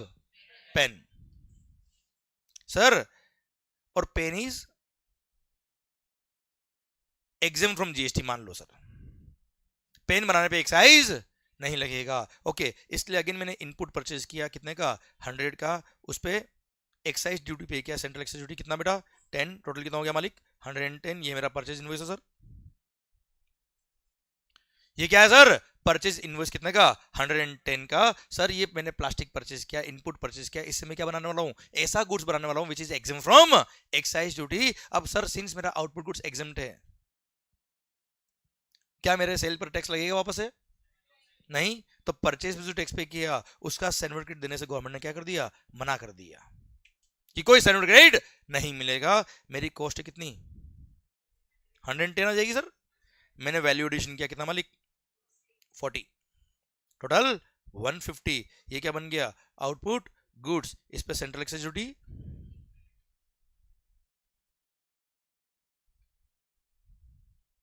एग्जेम्प्ट। टोटल 150 का मेरा सेल बिल बन गया सर। इनवॉइस बन गया 150 का। You tell me, you tell me sir, government ने अगर क्रेडिट नहीं दी तो क्या कुछ गलत किया है क्या? क्या बड़ी नाइंसाफी करी क्या आपके साथ सर? यू टेल मी, अगर 10 का क्रेडिट नहीं दिया है पर तो क्या कुछ गलत हो रहा है क्या सर? कोई मल्टीपल टैक्स हो रहा है क्या? कोई कैस्केडिंग इफेक्ट हो रहा है क्या सर? कोई डबल टैक्स हो रहा है क्या सर? नहीं। तो सर आपने तो बोला था कि परचेज पे टैक्स पे करते हैं इसलिए क्रेडिट मिलता है। परचेज पे टैक्स तो यहां भी पे किया था, तो क्रेडिट क्यों नहीं दिया सर? बोलो आप। क्योंकि आपकी सेल पे टैक्स नहीं लग रहा। हाँ है ना? सर आपने भी तो शर्ट परचेज किया है, आपके पास भी पेन होगा, पेन आपने परचेज किया। हाँ है ना? कई सारे गुड्स आपने परचेज करी, मोबाइल फोन परचेज किए होंगे आपने सर, उस पर जीएसटी पे किया होगा सर। उसका क्रेडिट कभी आपने लिया है क्या? आपने कभी क्रेडिट लिया है क्या? नहीं। अभी तो आप बोल रहे थे ना सर, परचेज पे टैक्स पे किया इसलिए क्रेडिट मिलता है। परचेज पे टैक्स पे किया इसलिए क्रेडिट नहीं मिलता। हाँ है ना? क्रेडिट क्यों मिलता है? क्योंकि मेरे सेल पे टैक्स लग रहा है। हाँ है ना? या मैं अपनी लैंग्वेज में अगर मेरा डायलॉग बोल दूं तो मेरे पूरे 140 पर टैक्स लग रहा है, विच इंक्लूड्स 100, जिसपे मैं ऑलरेडी टैक्स पे कर चुका हूं, जिसपे मैं ऑलरेडी टैक्स पे कर चुका हूं, और वापस से पूरे 140 इंक्लूडिंग 100 पे टैक्स लग रहा है। मल्टीपल टैक्स हो जाएगा, कैस्केडिंग इफेक्ट हो जाएगा। So to avoid the multiple taxation and cascading effect, 10 का क्रेडिट मिला। हाँ है ना? अब सर थोड़ा में 2 मिनट 5 मिनट में और लगेंगे सर। आपने कई बार नाम सुना होगा मल्टीपल टैक्सेशन, कई बार नाम सुना होगा कैस्केडिंग इफेक्ट। इसका एग्जैक्ट मीनिंग क्या है अगले 2 मिनट में बता देता हूं मैं आपको, देखना ध्यान से। सर लाइफ में कभी दिक्कत नहीं आएगी आपको, गारंटी सर। सर मैं कह रहा हूं अगर 10 का क्रेडिट नहीं मिलता तो क्या होता सर? 10 का क्रेडिट नहीं मिलता तो क्या होता वो देख लेते सर हम। देखो सर, कभी भी लाइफ में आप कोई भी टॉपिक पढ़ो या कोई भी चीज समझ नहीं हो आपको, और ये समझना हो कि ये क्यों होता है, तो ये सोचना कि अगर ये नहीं होता तो क्या होता। समझे? तो वो क्यों हो रहा है, कैसे हो रहा है, आधी से ज्यादा चीजें तो वही आपको समझ में आ जाएगी सर। देखते ध्यान से। मान लो, मान लो again I am a manufacturer of this marker which is taxable. हाँ है ना भाई? क्लियर? मैंने क्या किया? इनपुट परचेज किया कितने में? 100। 10 रुपये एक्साइज ड्यूटी, टोटल कितना हो गया? 110। ओके सर, मान लो क्रेडिट का कोई सिस्टम होता ही नहीं, नहीं मिलता सर क्रेडिट, तो ऐसे केस में अब अगर क्रेडिट नहीं मिल रहा है भाई, अगर क्रेडिट नहीं मिल रहा तो मेरी कॉस्ट कितनी हो जाती सर? 110। मैंने अपना मार्जिन, मेरे अपने एक्सपेंसेस सारे ऐड किए कितने? 40। टोटल कितना हो गया भाई? 150। ये मेरा आउटपुट गुड्स बन गया। अगेन इस पे क्या लगेगा? Central excise duty. Suppose rate of tax is 10%, होता कितना है? 15। कितना हो गया मालिक? 165। इनडायरेक्ट टैक्स है सर। कस्टमर से मैंने 165 का इनवॉइस लिखा, उससे मैंने 15 रुपी टैक्स लिया और गवर्नमेंट को पे कर दिया। भारत माता की जय। कोई क्रेडिट था नहीं, कोई क्रेडिट यूज किया नहीं सर। आप मुझे बताओ अल्टीमेटली कस्टमर को गुड्स कितने में मिला सर? अल्टीमेटली गुड्स का कॉस्ट उसको कितना आया सर? 165। है ना सर? आप देखना ध्यान से, आप अगर ध्यान से देखोगे, अगर समझोगे चीज को, तो आपको समझ में आएगा कि सर इस 165 में अल्टीमेटली देखा जाए तो केवल 140 ही वैल्यू ऑफ गुड्स है सर, और टोटल 25 रुपी टैक्स लगा हुआ साहब। भाई अल्टीमेटली अगर कस्टमर ने मेरे से ये मार्कर परचेज किया है तो उसको 25 रुपी टैक्स पे करना पड़ गया गवर्नमेंट को। कैसे? 10 रुपी तो यहां पे किया था सर, और वो भी तो अल्टीमेटली सेल प्राइस का पार्ट बनाया ना यार। अल्टीमेटली गया तो कस्टमर की पॉकेट से सर, और 15 उसने यहां पे कर दिया भाई। हाँ है ना? टोटल हो गया 25। इतना टैक्स लग गया है सर। आप ध्यान से देखो, वैल्यू ऑफ गुड्स की अगर हम बात करें तो वैल्यू ऑफ गुड्स तो ये 100 रुपी था सर, और 40 था बेटा ये। आपका प्रॉफिट मार्जिन वगैरह सब मिला के, कॉस्ट मिला के, other than tax, value of goods तो 140 था बेटा। क्रेडिट नहीं मिला तो अल्टीमेटली टैक्स कितना लग गया सर? आवाज नहीं आ रही ओए सर? टैक्स कितना लग गया? 25। Rate of tax on marker कितना था सर? आवाज ढंग से नहीं आ रही sir. Rate of tax on marker कितना था sir? 10%। What is the value of marker without tax? What is the value of goods without tax? और गवर्नमेंट ने रेट ऑफ टैक्स कितना फिक्स किया बेटा? 10%। 10% ऑफ 140 कितना होता मालिक? 14। हो कितना रहा है साले चोर? सही हो रहा है क्या सर? गलत हो रहा है सर? अभी गलत क्या हो रहा है वहां, इसका पोस्टमार्टम करते हैं सर हम। ये 25 रुपी सर, टोटल टैक्स 25 कैसा है मालिक? 10 प्लस 15। 10 कैसा है सर? 10% ऑफ 100। 100 क्या था सर? प्लास्टिक। मान लो input was plastic for manufacture of marker और पेन। हाँ है ना भाई? क्लियर? इनपुट था हमारा ये सर, ये लो। ओके 15 कैसा है sir? 10% of 150। 150 is my output goods. 150 का फर्दर ऑपरेशन सर, ये 150 कैसा है बेटा? 100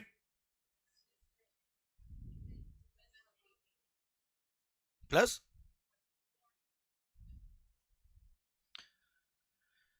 150 कैसे आया सर? 100 प्लस 10 प्लस 40 ऐसे आया ना मालिक? अब आप मुझे बताओ सर, 150 पे अगर 10% 15 रुपी टैक्स लगा है, 150 का अगर 10% टैक्स लगा है, इट मींस 100 का भी 10% लग गया सर। इट मींस 10 का भी 10% लग गया सर। इट मींस 40 का भी 10% लगा सर। हाँ है ना भाई? अच्छा 100। अब इसका ऑपरेशन करते सर हम। ये 100 क्या था बेटा? Input plastic. ये क्या था सर?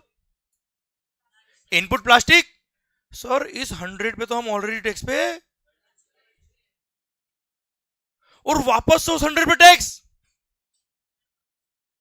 नहीं चलेगा, नहीं चलेगा अन्ना। हम तुम्हारे साथ है, तुम भूखे रहो हम मस्त रहे, हम तुम्हारे साथ है। हाँ है ना सर? मरीन ड्राइव पे हमने कैंडल मार्च कर दिया। ये नो सर? क्लियर? और सर ऐसे केस में सर ये गलत हो रहा है, हमने बात कर ली। And sir this is what is called, sir same amount पर सेम टैक्स लग रहा है बेटा।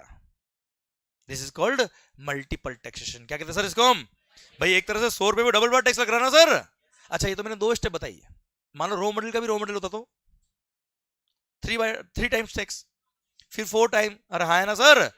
तो instead of saying double taxation, it's always better to say multiple taxation. Sir this is called multiple taxation.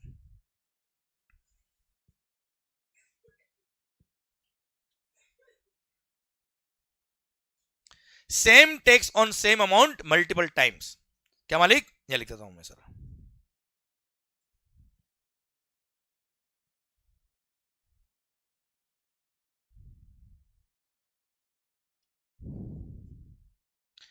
Same tax on same amount multiple times is called is called multiple taxation.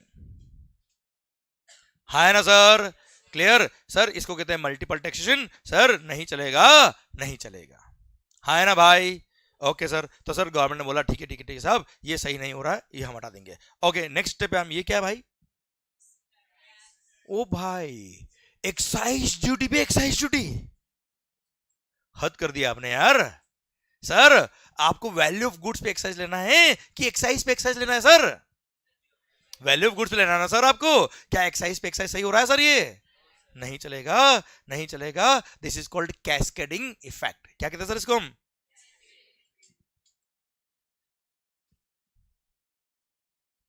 This is called cascading effect of taxation, same tax on same tax.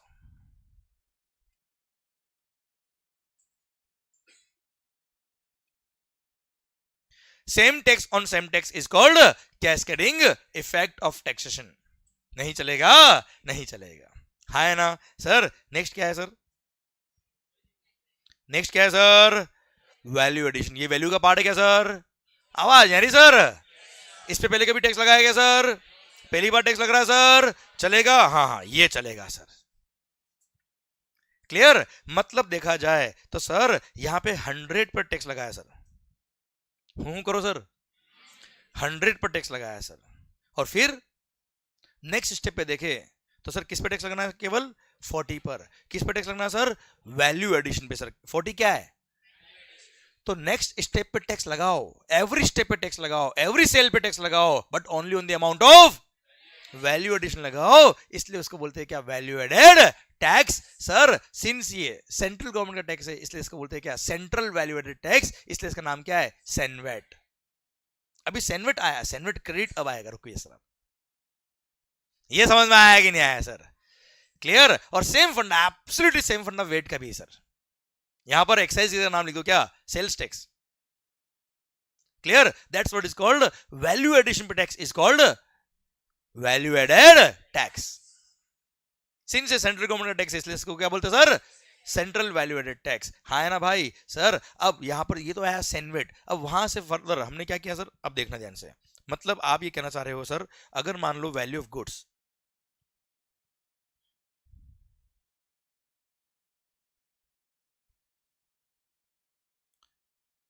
Value of goods अगर 14,000 है,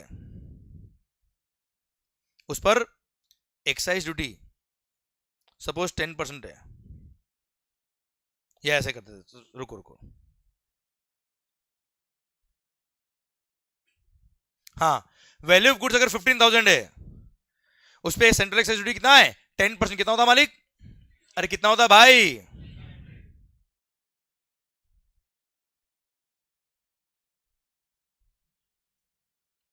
मैंने पूरी sale price पर नहीं लगाया, मैंने केवल value addition पे लगाया टैक्स। क्या आपने कभी ऐसा इनवॉइस देखा है? क्या आपने कभी ऐसा इनवॉइस देखा है जहां पर वैल्यू ऑफ गुड्स 15,000, उस पर 10% टैक्स होता है कितना? 400। क्या आपने कभी ऐसा बिल देखा है? है ना भाई? कभी नहीं। क्लियर? तो अभी तो कह रहे थे सर बिल्कुल सही अन्ना, तुमने आंदोलन किया, हम खुश हो गए सर, केवल वैल्यू एडिशन पे टैक्स लगाओ सर। अगर केवल वैल्यू एडिशन टैक्स लगाएंगे तो सर आपने कभी आज तक ऐसा बिल देखा क्या बेटा? आवाज नहीं आ रही हुई। और अगर आप स्मार्ट होंगे तो सर कैलकुलेट कर लेंगे 2 मिनट में तेरा प्रॉफिट मार्जिन कितना है। कैसे? 400 अगर तुमने टैक्स लगाया है, 10% का रेट ऑफ टैक्स है, रिवर्स कैलकुलेशन का कितना हो गया? 4,000 तुमने मार्जिन एड किया है। होशियारी हाँ है ना सर? ऐसा बिल कभी देखा आपने? नहीं। इसलिए फंडा है क्या? नहीं, टैक्स तो पूरी सेल प्राइस पे लगेगा। टैक्स तो पूरी, पर सर परचेज पे टैक्स पे किया हुआ सर आपने। अगर पूरी सेल प्राइस पे टैक्स लगा देंगे तो वापस लौट के बुद्धू यही पे आ जाएंगे सर। फिर गवर्नमेंट बोला नहीं नहीं नहीं, पूरी बात तो सुन, तेरी सेल प्राइस पे टैक्स लगा, पर चिंता मत कर, जो परचेज पे टैक्स पे किया उसका क्रेडिट ले लेना, उतना टैक्स तू कम पे कर देना। हाँ है ना? तो वहां से फंडा आया सेनवेट क्रेडिट का, जो ये रहा आपके सामने, दिस वन। हाँ है ना? अब देखो ध्यान से कैसे फंडा बना सेनवेट क्रेडिट का। आपने 100 रुपये में परचेज किया, 10 रुपये टैक्स पे किया, टोटल 110। सिंस आपके सेल पे टैक्स लगने वाला है 14 रुपये, हूं करो रे, सर अब परचेज पे टैक्स पे किया, सेल पे वापस से टैक्स लग रहा सर, मल्टीपल टैक्स हो जाएगा, कैस्केडिंग इफेक्ट हो जाएगा अगर क्रेडिट नहीं दिया तो, इसलिए क्रेडिट दिया। परचेज पे टैक्स पे किया इसलिए क्रेडिट नहीं दिया, सेल पे टैक्स लग रहा है, मल्टीपल टैक्स होगा, कैस्केडिंग इफेक्ट होगा, और सेल पे जो टैक्स लग रहा है वो पूरी सेल प्राइस पे लग रहा है सर, केवल वैल्यूएशन पे नहीं लग रहा है सर। हाँ है ना मालिक सर, इसलिए सर हमको 10 का क्रेडिट दे दिया, हमने 10 का क्रेडिट ले लिया, क्रेडिट अवेल्ड, क्रेडिट टेकन कितने का, तो अल्टीमेटली आपकी कॉस्ट कितनी होगी सर 140, आपका वैल्यूएशन था ही sir, 140 is your sale price. हाँ है ना भाई, 140 पे लग जाएगा 10% एक्साइज ड्यूटी, कितना हो गया 14 सर, 154 आप कस्टमर से लोगे। अब आप देखो 14 जब आप टैक्स पे करोगे गवर्नमेंट को, तब 10 रुपए आपने एक तरह से एडवांस टैक्स पे कर दिया था। हाँ है ना भाई, 10 रुपए एक तरह से आपने एडवांस टैक्स पे किया था सर, जिसका आपने क्रेडिट लिया था वो क्रेडिट आपने यूज कर लिया, वो 10 रुपए टैक्स कम पे कर दिया, अल्टीमेटली रिमेनिंग 4 पे कर दिया। भारत माता की जय। हाँ है ना सर, अरे क्लियर। अब आप मुझे बताओ कस्टमर की पॉकेट से टैक्स कितना गया सर इस केस में, 14, वैल्यू ऑफ गुड्स कितना है सर 140, उसका 10% रेट ऑफ टैक्स अगर है तो टैक्स कितना बनना चाहिए, गवर्नमेंट को कितना मिला, कस्टमर की जेब से कितना गया, परफेक्ट गया बेटा। That's what is the system of sandwich credit sir. I hope you got the entire point, yes या नो। सैंडविच क्रेडिट समझ में आया कि नहीं आया सर आपको, अरे क्लियर, पक्का, डन। अच्छा, जो सैंडविच क्रेडिट का फंडा है वही एब्सोल्युटली सेम फंडा किसका है सर, वेट क्रेडिट का सर। जो हमने एक्साइज का सिस्टम पढ़ा है वही किसका है, वेट का है। VAT is the revenue of, VAT is the revenue of state government, excise is the revenue of central government. चलिए सर एक प्रैक्टिकल एग्जांपल लेते हैं हम, वेट एंड एक्साइज दोनों का साथ में सर।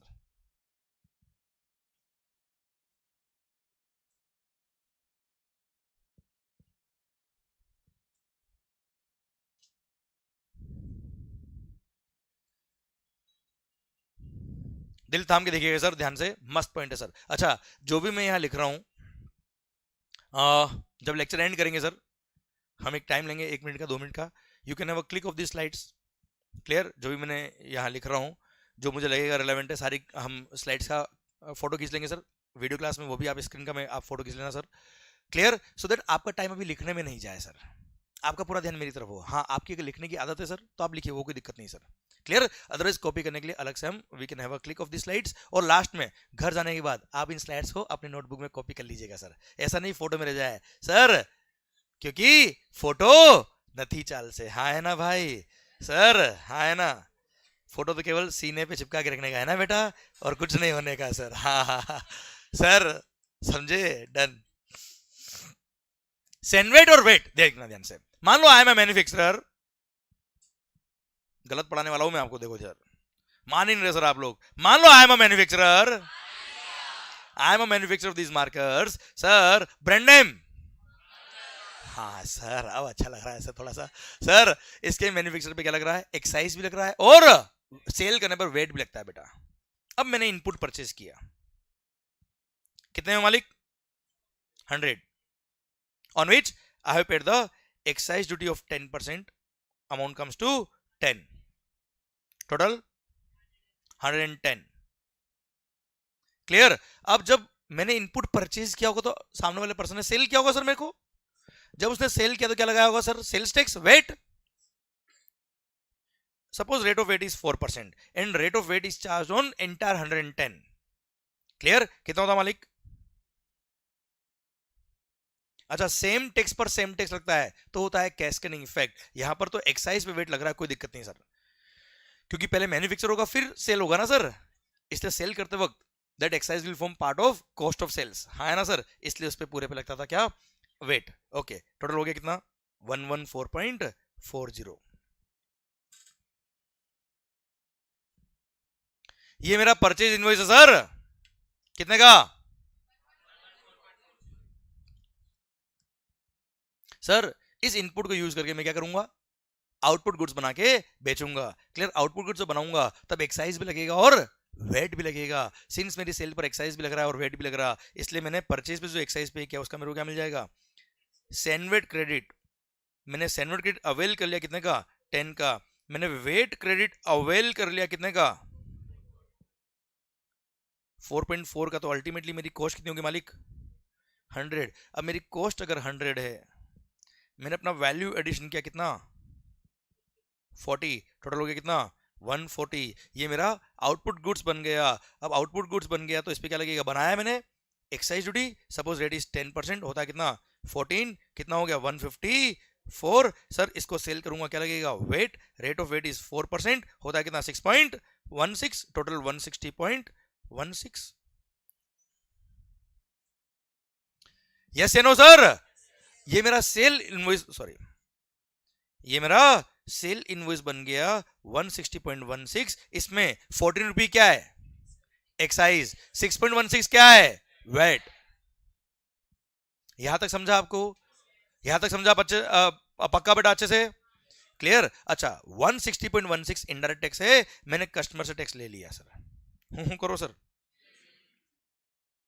अब ये टैक्स मैं किससे लूंगा, कस्टमर से, गवर्नमेंट को पे करूंगा बेटा। सबसे पहली बात सर, जब मैं टैक्स पे करूंगा 14 रुपी, 14 किसको पे करूंगा, स्टेट गवर्नमेंट को या सेंट्रल गवर्नमेंट को सर।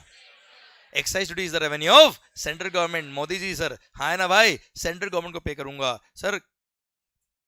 14 जब पे करने गया तब मेरे पास 10 का क्रेडिट अवेलेबल था, याद आया, सेनवेट क्रेडिट सेंट्रल गवर्नमेंट के टैक्स का मिला था मेरे को सर, याद आया बच्चों।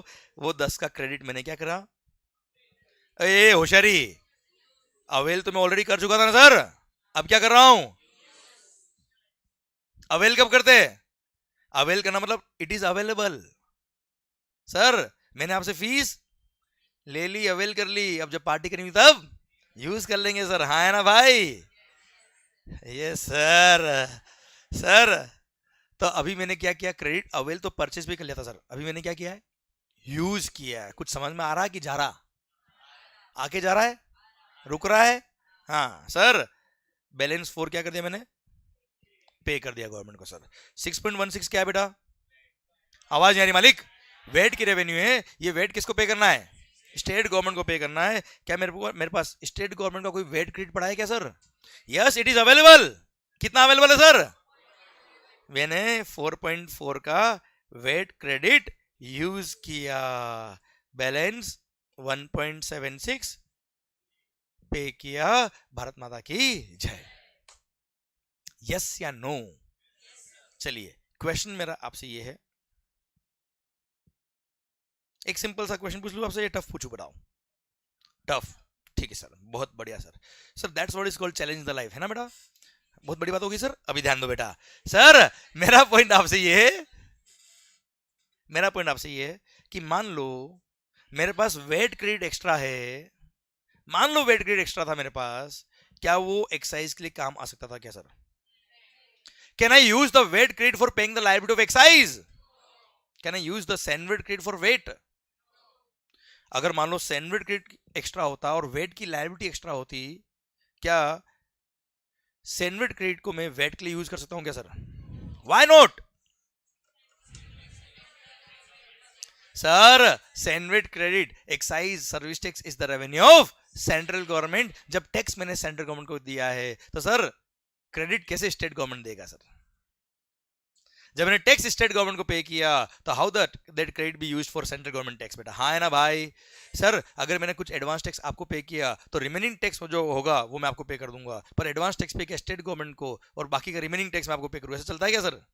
सर जिस स्टेट का, जिस गवर्नमेंट का रेवेन्यू है उससे हम क्रेडिट ले सकते हैं सर, हाँ है ना भाई, क्लियर। इसलिए CENVAT credit can not be used for sir VAT credit, and VAT can not be used for CENVAT, हाँ है ना भाई।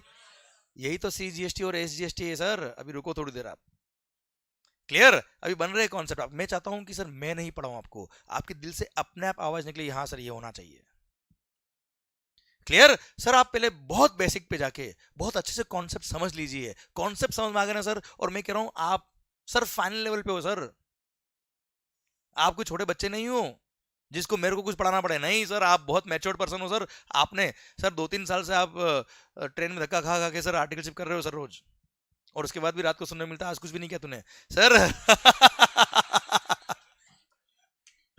सर ध्यान देना, उसके बाद आप यहाँ पहुंचे हो सर, तो sir you are matured enough.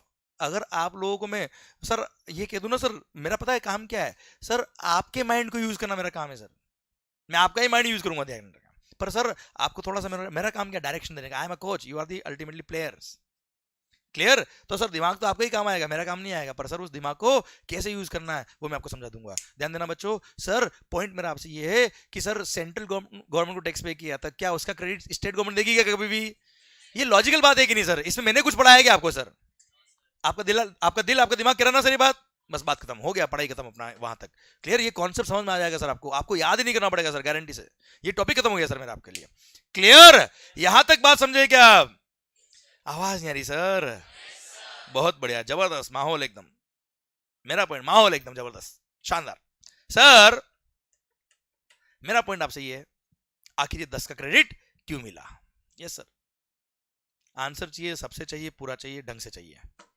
10 का क्रेडिट क्यों मिला?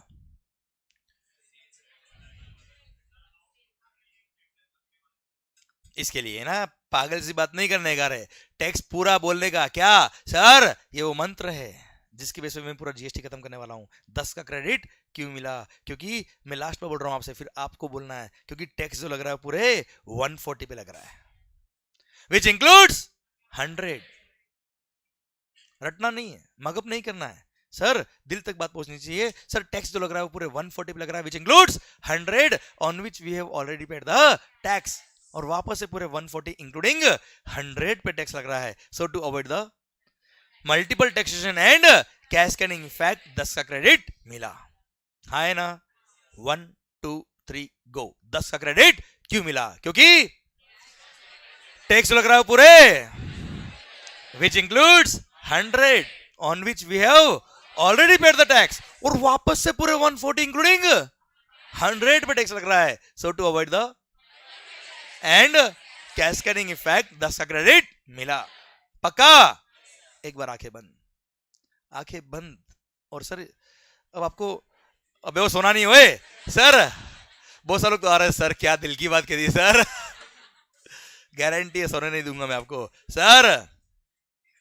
आंखें बंद, और हाँ अगर बीच में एक भी आंख खुली हुई दिख गई तो वो यहां पे आके बोलेंगे सबके सामने, सर कि आखिर ये 10 का क्रेडिट क्यों मिला? आंखें बंद सर, विजुलाइज करना है आपको कि आखिर ये 10 का क्रेडिट क्यों मिल रहा है। क्योंकि टैक्स लग रहा है वो पूरे 1 फुट।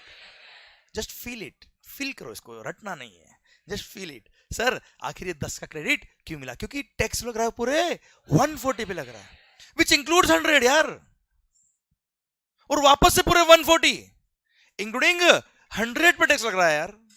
मल्टीपल टैक्स हो जाएगा, कैस्केडिंग इफेक्ट हो जाएगा। So to avoid the multiple taxation and cascading effect, 10 का क्रेडिट मिला। ओम शांति शांति। धीरे धीरे आंख खोलना बेटा, एकदम धीरे धीरे आंख खोलो। अबे वो सो क्यों गए ओए? यहां तक समझ में आया आपको मेरा पॉइंट? क्लियर? पक्का? 100%? चलिए मेरा अगला क्वेश्चन आपसे ये है, ये 4.4 का वेट क्रेडिट क्यों मिला सर? 4.4 का वेट क्रेडिट क्यों मिला? Yes sir.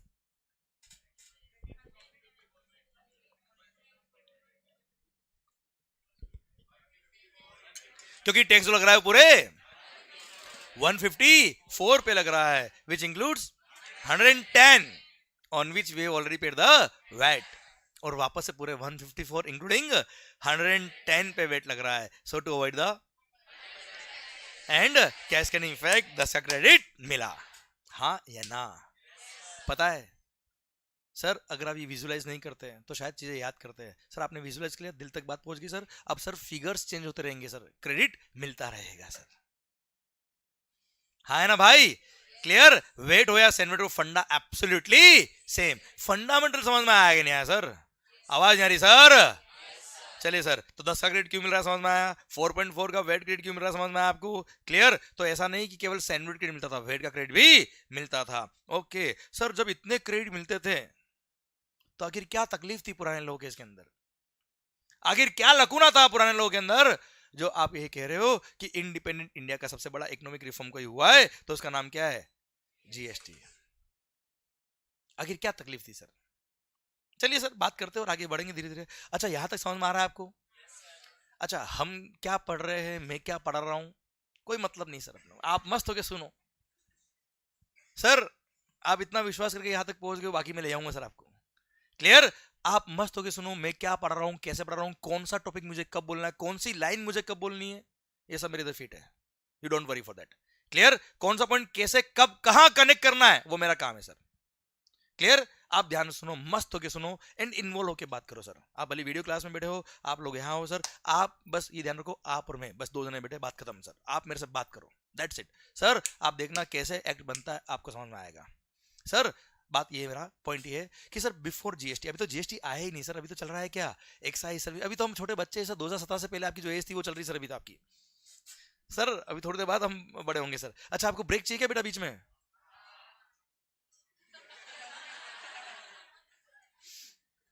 मतलब जेन्युइनली पूछ रहा हूं, आपको ब्रेक चाहिए बेटा? ठीक है दे दूंगा। ओके सर, तो मैंने बोला आपको ब्रेक चाहिए, आपने बोला हाँ, ये थोड़ा बोला अभी के भी चाहिए सर। अच्छा अभी चाहिए क्या आपको ब्रेक? पक्का ना? दे भी नहीं रहा था वैसे भी सर, सुनना बात को ध्यान से। अच्छा आपको जेन्युइनली पूछ रहा हूं, अभी ब्रेक चाहिए क्या बेटा? पक्का? ठीक है सर, जेन्युइनली कह रहा हूं, नहीं दे रहा था सर। पॉइंट ये है कि यार बिफोर जीएसटी सर्विसेज प्रोवाइड करने पे लगता था क्या? Service tax. Sale of goods पे लगता था क्या? Wait, sales tax. मैन्युफैक्चर करने में लगता था क्या? एक्साइज। और मैन्युफैक्चर अगर बेच रहा है गुड्स तो वेट भी लगेगा सर। तो मैन्युफैक्चर पे दो टैक्स थे, कौन कौन से? एक्साइज और वेट। सर्विस प्रोवाइडर पे केवल सर्विस टैक्स, क्योंकि वेट सेल्स सर्विसेज पे नहीं लगता था सर, हाँ है ना। Service tax is the revenue of central government. Sale of goods, अगर मैं ट्रेडर हूं, मेरा दुकान है, मेरा शोरूम है, I am just trading the goods, buying the goods and selling the goods, क्या लगेगा सर? आवाज नहीं आ रही सर? Wait sir. सुनना ध्यान से। ओके सर, क्या लगेगा मालिक? वेट। अगर मैं मैन्युफैक्चरर हूं तो एक्साइज और वेट दोनों लगेगा। अगर मैं सर्विस प्रोवाइडर हूं तो मेरे पे सर्विस टैक्स लगेगा। If I am a trader तो केवल वेट लगेगा। यहां तक क्लियर? चलिए सर। अच्छा यार, अगर मेरे सेल पर एक्साइज लग रहा तो क्या मिलेगा? परचेज पे अगर एक्साइज पे किया तो क्या मिलेगा? Sandwich credit. अगर मेरी सेल पे वेट लग रहा है, परचेज पे वेट पे किया है तो क्या मिलेगा? वेट का क्रेडिट मिलेगा बेटा। सर ये हमने पढ़ लिया कि 10 का क्रेडिट क्यों मिला, ये हमने पढ़ लिया 4.4 का वेट क्रेडिट क्यों मिला। अच्छा मान लो मेरे गुड्स पर, आई am a manufacturer, I am अ, मान लो मेरी सेल पर एक्साइज लग रहा है पर वेट नहीं लग रहा, तो क्या होगा सर? सैंडविच क्रेडिट मिलेगा पर वेट क्रेडिट नहीं मिलेगा। मान लो मेरी सेल पे वेट लगता है पर एक्साइज नहीं लगता, तो वेट का क्रेडिट मिलेगा पर सैंडविच क्रेडिट। ये तो कंफर्म है ना बेटा? ऐसा तो नहीं या लिख दिया ये मैन्युफैक्चरर है तो हमेशा एक्साइज और वेट का क्रेडिट मिलेगा ही मिलेगा, ऐसा तो नहीं है भाई। परचेज पे टैक्स पे किया तो क्रेडिट मिलेगा ही मिलेगा, ऐसा तो नहीं है सर? नहीं। तो क्रेडिट क्यों मिलेगा, मिलेगा कि नहीं मिलेगा, ये पिक्चर आपको समझ में आ गई है। चलो अब मान लो, मान लो, बहुत अच्छा बेटा, बहुत माहौल एकदम जबरदस्त, धीरे धीरे बन रहा है सर, अभी 2-3 दिन रुको आप सर, मेरे को चुप कराना पड़ेगा आपको सर। सर पॉइंट ये कि if I am a manufacturer, मेरे सेल ऑफ गुड्स पर, मेरे मैन्युफैक्चरिंग ऑफ द गुड्स पर एक्साइज भी लगता है और वेट भी लगता है बेटा। तो मैंने परचेज पे अगर एक्साइज पे किया उसका भी सैंडविच क्रेडिट मिलेगा, एंड वेट पे किया तो उसका भी वेट क्रेडिट मिल जाएगा बेटा। वेट क्रेडिट सैंडविच नहीं, हाँ है ना भाई? अच्छा पता है सर्विस टैक्स अगर मैंने पे किया, मान लो आई एम अ मैन्युफैक्चरर, मैंने आपसे इंजीनियरिंग सर्विसेज लिए, आपसे मार्केटिंग सर्विसेज ली, आपसे अकाउंटिंग सर्विसेज ली, आपसे कंसल्टेंसी सर्विसेज ली, आपसे एडवर्टाइजमेंट सर्विसेज ली, इनमें मैंने क्या पे किया होगा मालिक? Service tax. Service tax is the revenue of central government, excise is also the revenue of. तो सर गवर्नमेंट ने बोला कि अगर आपने सर्विस टैक्स पे किया या एक्साइज पे किया कोई फर्क नहीं पड़ता, you will be eligible to avail the sandwich credit of both this taxes. और आपके सेल पर एक्साइज लगे या सर्विस टैक्स लगे कोई दिक्कत नहीं है, आपको सैंडविच क्रेडिट यूज हो जाएगा। मतलब मेरी सेल पर चलो आई am a manufacturer or a service supplier, if I am a manufacturer or a service supplier irrespective of fact कि मैंने परचेज पर सर एक्साइज पे किया या सर्विस टैक्स पे किया, सर दोनों का मेरे को क्या मिलेगा? सैंडविच क्रेडिट, और दोनों का क्रेडिट मैं यूज कर सकता हूं दोनों के लिए सर, कोई दिक्कत वाली बात नहीं है। क्लियर? मतलब आपने परचेज पे एक्साइज पे किया हो या सर्विस टैक्स पे किया हो, भूल जाना, दोनों को एक ही अकाउंट में डाल देना, एक ही बॉक्स में डाल देना, उसका नाम क्या होगा? सैंडविच क्रेडिट अकाउंट बेटा, हाँ है ना बेटा? अब सेल पर आपके एक्साइज लगे या सेल पे वेट लगे, सर उस बॉक्स को यूज कर लेना, उस अकाउंट को यूज कर लेना बेटा, हाँ है ना भाई? चलिए सर, तो आई एम अ मैन्युफैक्चरर, और मेरे पर एक्साइज भी लग रहा है और वेट भी लग रहा है बेटा। अब मैंने आपसे कुछ गुड्स परचेज किया, आपसे सर्विसेज ली, आपसे कुछ गुड्स परचेज किया सर, परचेज पे एक्साइज भी पे किया, वेट भी पे किया और सर्विस टैक्स भी पे किया। तो जो एक्साइज पे किया उसका क्या मिल जाएगा सर? Sandwich credit. जो सर्विस टैक्स पे किया उसका क्या मिल जाएगा सर? Sandwich credit. हाँ है ना सर? जो परचेज पे वेट पे किया उसका क्या मिल जाएगा मेरे को? Wait credit. तो सर एक्साइज हो, सर्विस टैक्स हो या वेट हो, कोई टेंशन नहीं है, सबका क्रेडिट मिल रहा। हाँ है ना भाई? चलिए सर, मैं मैन्युफैक्चरर, मैंने गुड्स आपको बेच दिया, आपका शोरूम है एसी का सर, मैं एसी का मैन्युफैक्चरर था, एसी बना के आपको बेच दिया। You are a dealer of the AC, you are a trader of the AC, भले डिस्ट्रीब्यूटर हो, भले होलसेलर हो, भले शोरूम वाले हो सर, रिटेलर, आप एसी बेचते हो। एसी बेचने के लिए आपने एसी परचेज किया मेरे से, हूं करो सर। एसी के परचेज पे मान लो आपने एक्साइज पे किया, एसी के परचेज पे आपने वेट पे किया, और आपने आपके शोरूम के लिए sir marketing services, advertisement services, CA की सर्विसेज, कंसल्टेंसी सर्विसेज सब परचेज करी, उस पर क्या पे किया? Service tax. अब आप जब वो एसी बेचोगे, सेल ऑफ गुड्स पे क्या लगेगा मालिक? सेल ऑफ गुड्स पे क्या लगेगा मालिक? वैट। क्या आपके सेल ऑफ गुड्स पर एक्साइज लग रहा है? क्या आपके सेल ऑफ गुड्स पर सर्विस टैक्स लग रहा है?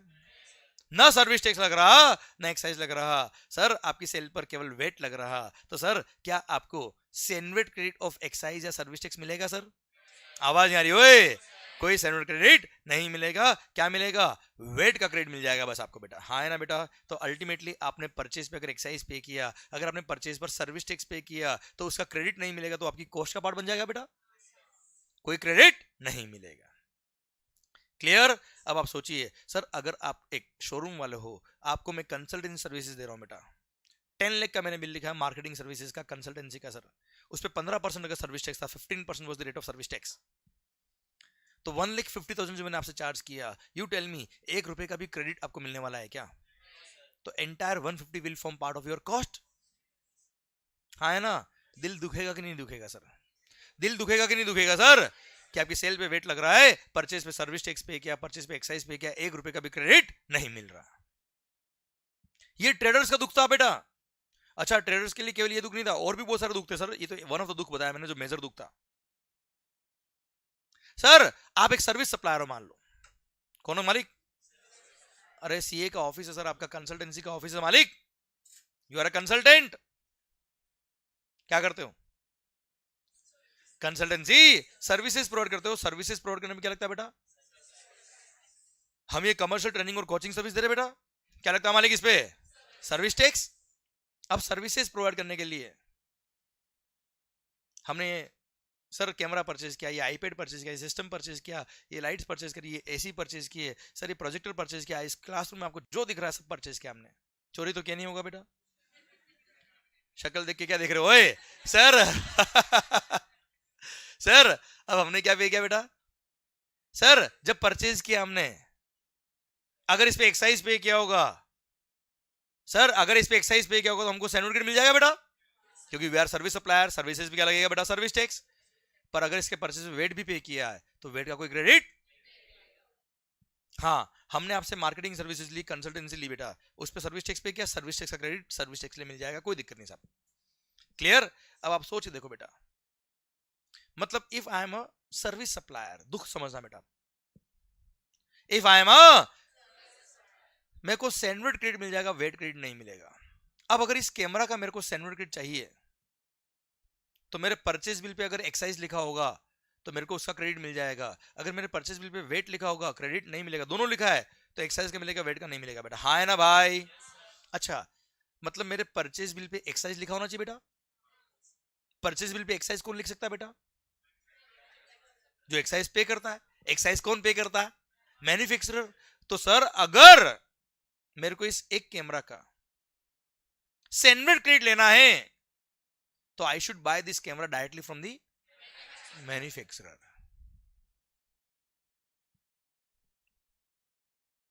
ये सोनी का कैमरा, हाँ चेक मत करो सर, कई सारी चीजें आपने मान ली बेटा, ये तो एक्चुअली है, और ब्रेक होता तो आप और देख के चले जाना बेटा ऐसे।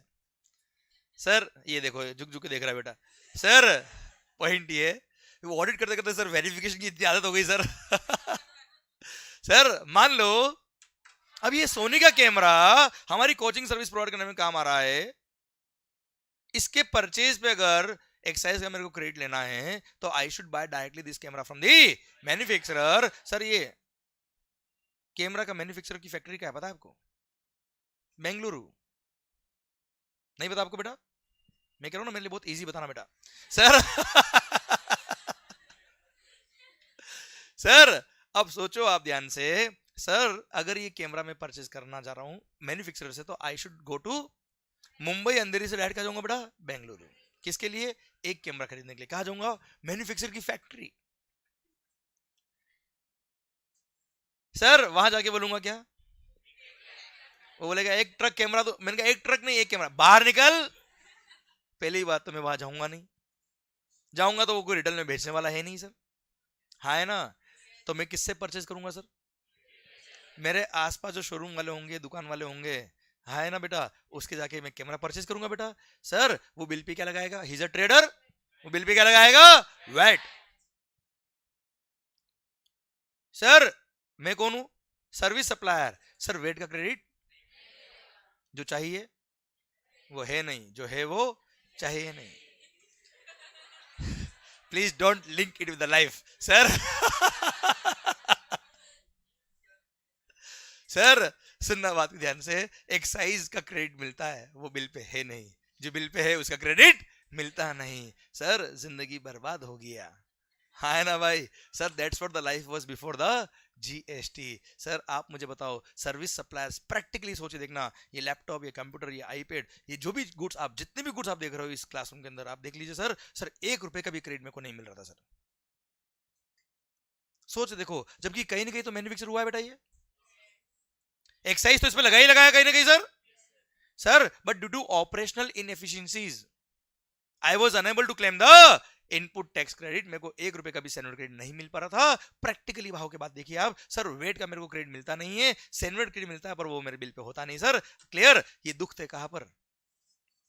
प्री जीएसटी रिजिम में सर। अच्छा मैन्युफैक्चरर को कम दुख नहीं थे सर। आप ये मत समझो कि मैन्युफैक्चरर को तो एक्साइज हो, वेट हो, सर्विस टैक्स हो, सबका क्रेडिट मिल रहा है, पर मैन्युफैक्चरर ने अपने शोरूम के लिए एसी परचेज, अब मैन्युफैक्चरर अपनी फैक्ट्री के लिए एसी परचेज किया, लैपटॉप परचेज किया, क्या वो मैन्युफैक्चरर तो क्या डायरेक्ट बेंगलोर चला जाएगा क्या? वो लिख के जाएगा मैं मैन्युफैक्चरर, मेरे को कैमरा दे दो एक एक?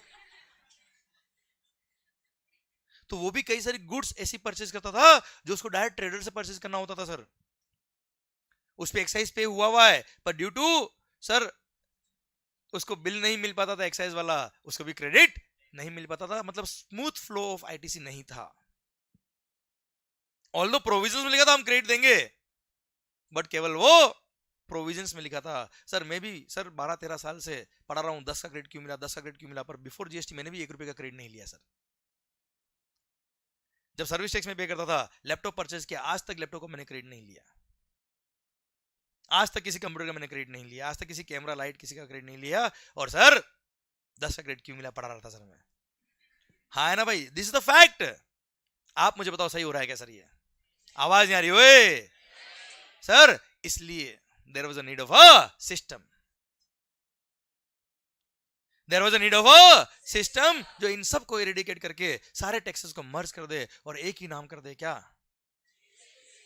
Goods and services tax. Sir sir manufacturer बेचेगा तो भी क्या लगेगा? ट्रेडर बेचेगा तो भी क्या लगेगा? सर्विस सप्लायर बेचेगा तो भी क्या लगेगा? परचेज पे जीएसटी, सेल पे जीएसटी। सर आप मुझे बताओ, input tax credit chain smoothly flow होगी कि नहीं होगी सर? सर ये सपना देखा गवर्नमेंट ने सर, ये सपना देखा गवर्नमेंट ने और बोला क्या, हम हमारे देश के अंदर जीएसटी लाएंगे। पता है ये सपना कोई अभी नया नहीं है, 2017 में तो सपना पूरा हुआ है, मोदी जी ने पूरा किया सर। हाँ मोदी है तो मुमकिन है। बहुत बढ़िया बेटा, बाकी डायलॉग बाद में मालेंगे बेटा। सर सरकार ये सपना कोई नया नहीं है सर, बहुत पुराना। पता है 1994 पहली बार आया था सर्विस टैक्स, पता है आपको? इसलिए तो मैं आया बेटा, और किस लिए आया मैं सर? अब मुझे अच्छा लग रहा है कि मैं किस लिए आया है सर। 1994 पहली बार सर्विस टैक्स इंट्रोड्यूस हुआ था, क्योंकि सर ग्लोबल लेवल पे अगर हम बात करें, गवर्नमेंट जीएसटी चाहती थी आ जाए इंडिया के अंदर, पर sir goods and services tax, India के अंदर सर्विसेज पे टैक्स था ही नहीं, केवल गुड्स पे टैक्सेस थे बेटा, है ना। 1994 में गवर्नमेंट ने देखा कि now people are earning from services also, और उस पे तो हमको कुछ मिल ही नहीं रहा है सर। गुड्स बेचते हो तो एक्साइज मिलता है, गुड्स बेचते हो वेट मिलता है, सर्विसेज बेचते हो लड्डू। तो सर गवर्नमेंट ने बोला नहीं सर, दुनिया भर में टैक्स लग रहा है, सर्विसेज पर हम क्यों ना लगाए। 1994 में on an experimental basis they introduce 3 services as the taxable services, और केवल 3 सर्विस पे टैक्स लगाया सर। कब?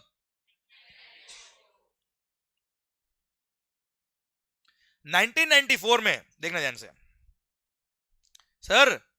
1994 में जब पहली बार सर्विस टैक्स आया, तब देयर वर ओनली 3 सर्विसेज जिन पे क्या लगाया बेटा, सर्विस टैक्स।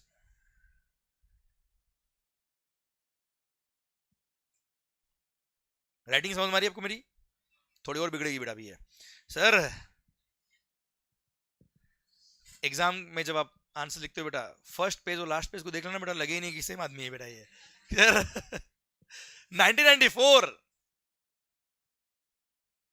1994 में जब सर्विस टैक्स पहली बार इंट्रोड्यूस हुआ, तब there were only 3 taxable services on which tax was charge. Taxable service लिखता हूं, टी सर्विस मतलब taxable services.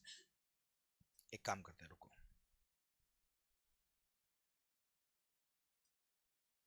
There were only 3 taxable services जिन पे क्या लगता था सर, सर्विस टैक्स। पता है धीरे धीरे गवर्नमेंट हर बजट के अंदर, हर फाइनेंस बिल के अंदर कुछ सर्विसेज और ऐड करती गई, और ऐड करते गए, और ऐड करते गए। हर बजट के अंदर कुछ सर्विस आती बेटा, जिस सर्विसेज को इंट्रोड्यूस करते हैं इसके अंदर, उस इंडस्ट्री में हंगामा मचाता बेटा। क्लियर? फिर 1-2 महीने में लोग शांत होते और मानना ही पड़ता बेटा। Clear? Sir you won't believe, 17 years में till 2011 sir there were 119 taxable services. कितनी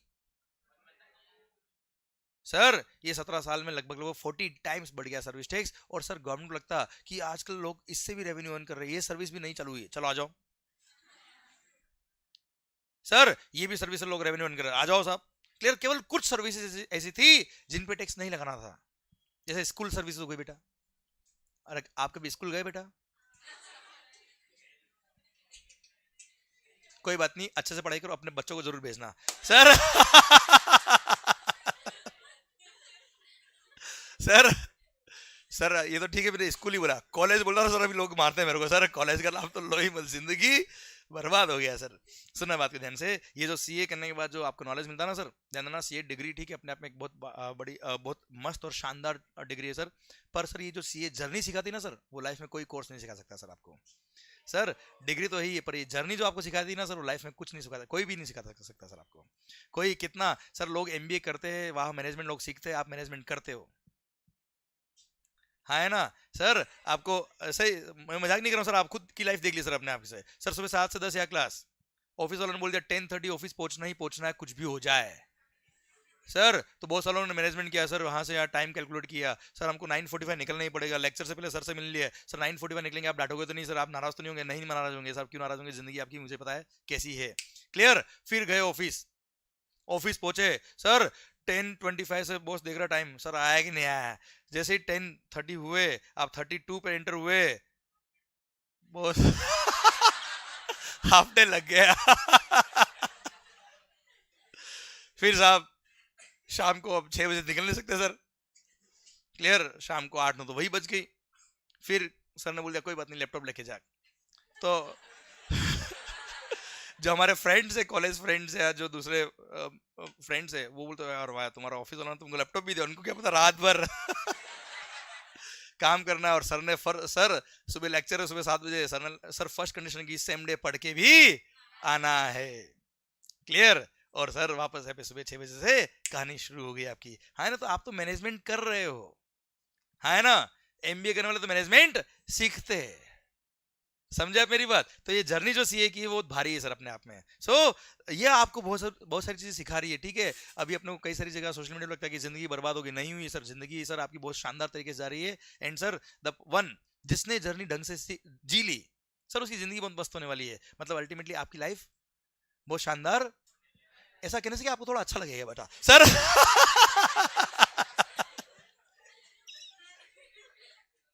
और मैं ब्रेक नहीं भी दूंगा तो चल जाएगा सर, सुनना ध्यान से।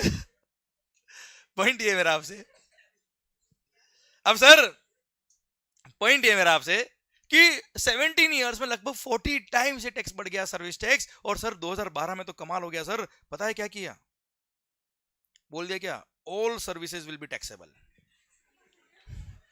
All services will be taxable except those which are covered in negative list. Negative list based service tax कर दिया बेटा। And all services were made taxable बेटा।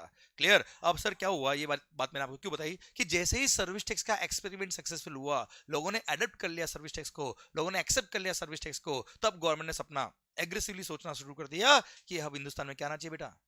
जीएसटी। जब तक सर्विस टैक्स था ही नहीं, how they can bring the service tax, how they can bring the GST? Clear? इससे सपना देखा किसका? जीएसटी का। और बोला क्या? सारे टैक्सेस मर्ज कर दो और सिंगल टैक्स रख दो। नाम क्या होगा sir? One nation one tax one market. नाम क्या होगा? क्लियर? अब सर वो सपना देखो, सपना देखना और सपना पूरा करना बहुत फर्क होता ना बेटा। सपने तो हम भी कई सारे देखते होंगे सर, हाँ है ना?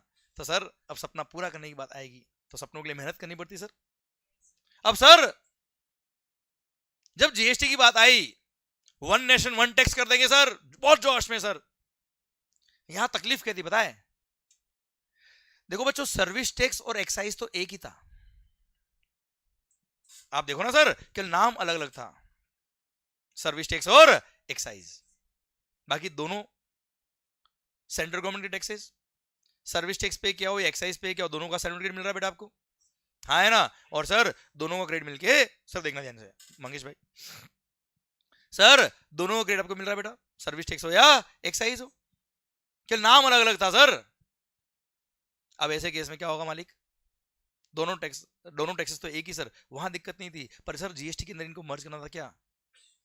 स्टेट गवर्नमेंट के टैक्सेस भी बेटा, जो भी गुड्स और सर्विसेज पे लग रहे थे बेटा, हाँ है ना? अब सर इंडिया के अंदर इतने स्टेट्स, उनके अपने अपने वेट लॉज अपने अपने सर अपने हिसाब से बना रखे सर। जैसे आज आप देखो ना देश अपना इंडिया,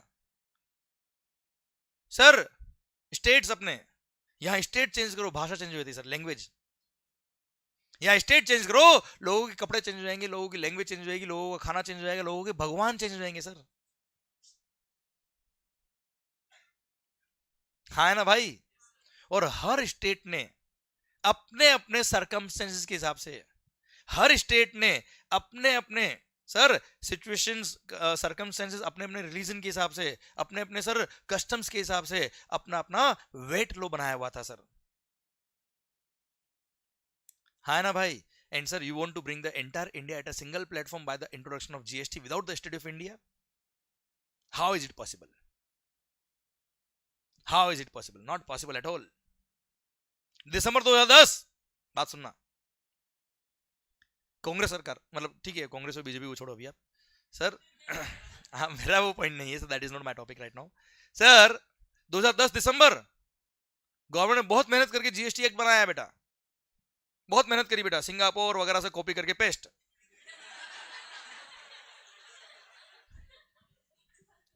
दिसंबर 2010 में कुछ चेंजेस करके बना दिया साहब, लो साहब जीएसटी एक्ट तैयार। क्योंकि सर इलेक्शन का बहुत बड़ा मुद्दा है जीएसटी भी अपने आप में सर, ठीक है। अब सर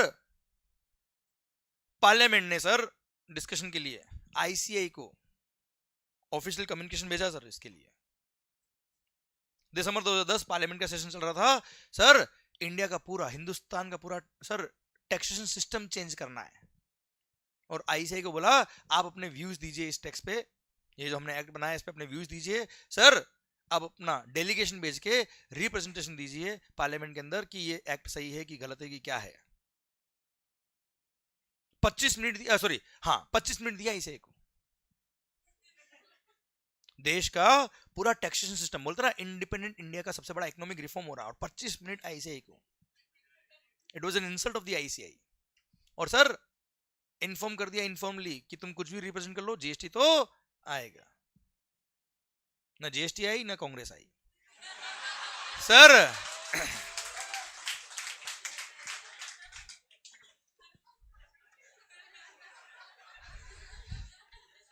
दिसंबर 2010 sir ICI central council. Sir ध्यान देना, नेता लोग ऐसे नहीं कि कुछ भी काम नहीं करते, करते सर, क्यों नहीं करते देखो ध्यान से। आईसीआई सेंट्रल काउंसिल, यस सुनना ध्यान से सर। अब कौन मेंबर गया वो छोड़ो, उसका नाम ही नहीं लूंगा यहाँ पे सर।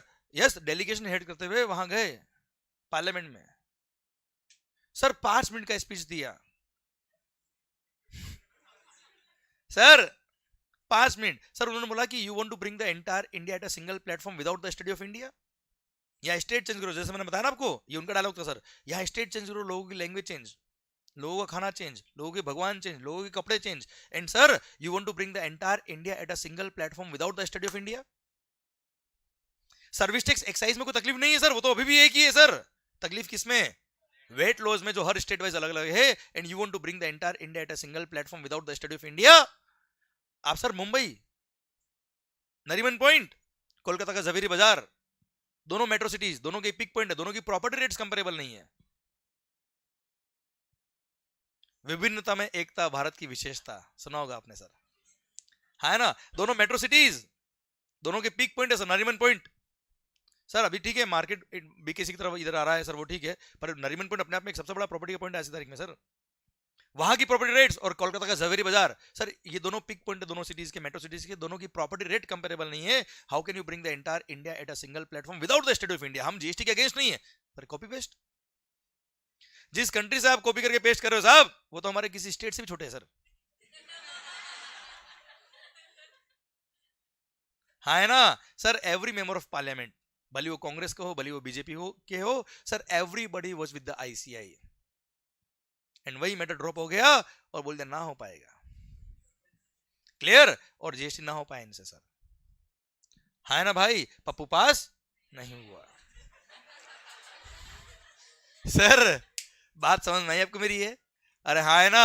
और वहां पे जीएसटी ड्रॉप हो गया। And sir you won't believe, 2010 December, clear. पर सर उम्मीद नहीं टूटी इनकी कि हाँ आएगा जरूर, एक न एक दिन करण अर्जुन आएंगे, मेरे करण अर्जुन आएंगे, क्लियर। अब इसकी आगे कहानी टाइम ऑफ सप्लाई जब आएगा ना तो पढ़ाऊंगा मैं आपको, इसकी आगे कहानी कनेक्ट करूंगा मस्त एकदम सर। उसके बाद उन्होंने क्या किया वो बताऊंगा, टाइम ऑफ सप्लाई कैसे आया वो बताऊंगा, सेक्शन कैसे बने, क्यों बने वो बताऊंगा मैं आपको, दिसंबर 2010 के बाद क्या हुआ था सर, वहां से कनेक्ट हुआ था सर। सर अब सुनना बात को ध्यान से। तो सर उस टाइम जीएसटी ना हो पाया। अब सर जब मोदी जी एक्शन में आए, सेंट्रल में जब बीजेपी गवर्नमेंट आई, तब सर इन्होंने सबसे बड़ा मुद्दा जो लिया बहुत बड़ा, वो लिया किसका? जीएसटी का, गुड्स एंड सर्विसेज टैक्स। क्योंकि सर इंटरनेशनल मार्केट से बहुत बड़ा प्रेशर था सर कि आपके टैक्सेशन लॉज इतने कॉम्प्लेक्स है कि हम अपना बिजनेस वहां पे कैसे इंट्रोड्यूस करें, कैसे एक्सपांड करें, क्या करें सर। अब साहब जीएसटी लाना है ना। अब सर जीएसटी लाना है, सपना पूरा। और मोदी जी ने बोल दिया सर जीएसटी लाना है, मतलब सर बस लाना है, बात खत्म, स्टडी करो, लग जाओ काम पे सर। लग गए सब लोग काम पे sir. One nation one tax. अब सर सोचो आप, स्टेट गवर्नमेंट के टैक्सेस और सेंट्रल गवर्नमेंट के टैक्सेस अगर दोनों मर्ज कर देंगे, जीएसटी अगर बना देंगे, परचेज पे जीएसटी, सेल पे जीएसटी, परचेज पे जीएसटी, सेल पे जीएसटी, ठीक है भाई, पर रेवेन्यू किसका होगा? जीएसटी सेंट्रल को दे देंगे तो स्टेट गवर्नमेंट क्या करेगी बेटा? स्टेट को दे देंगे तो सेंट्रल क्या करेगी भाई? पैसा दोनों को चाहिए बेटा, है ना भाई। सर तो क्या करेंगे? तो बोला मिल बांट के खाएंगे सर। और वहां कॉन्सेप्ट आया किसका? डुअल मॉडल जीएसटी का, CGST and SGST. 50% CGST, 50% SGST, clear. समझे आप मेरी बात? तो सर अगर 18% टैक्स है तो 9% होगा किसका? सेंट्रल गवर्नमेंट का। 9% होगा किसका? स्टेट गवर्नमेंट का। What ever is the rate of tax divide by 2, बात खत्म,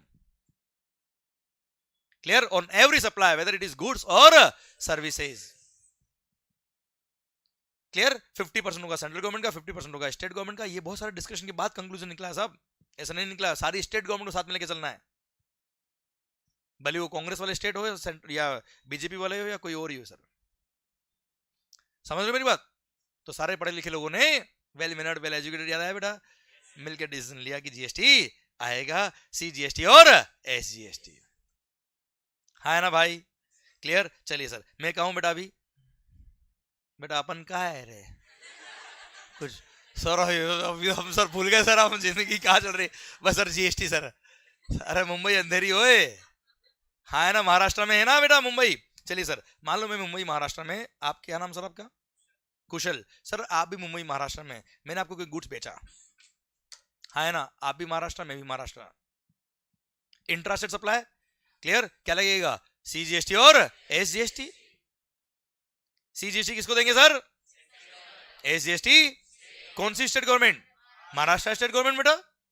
मान लो 1 लाख वो टैक्स तो 50,000 हो गया, सीजीएसटी 50,000 हो गया, महाराष्ट्र एसजीएसटी बेटा, हाँ है ना बेटा?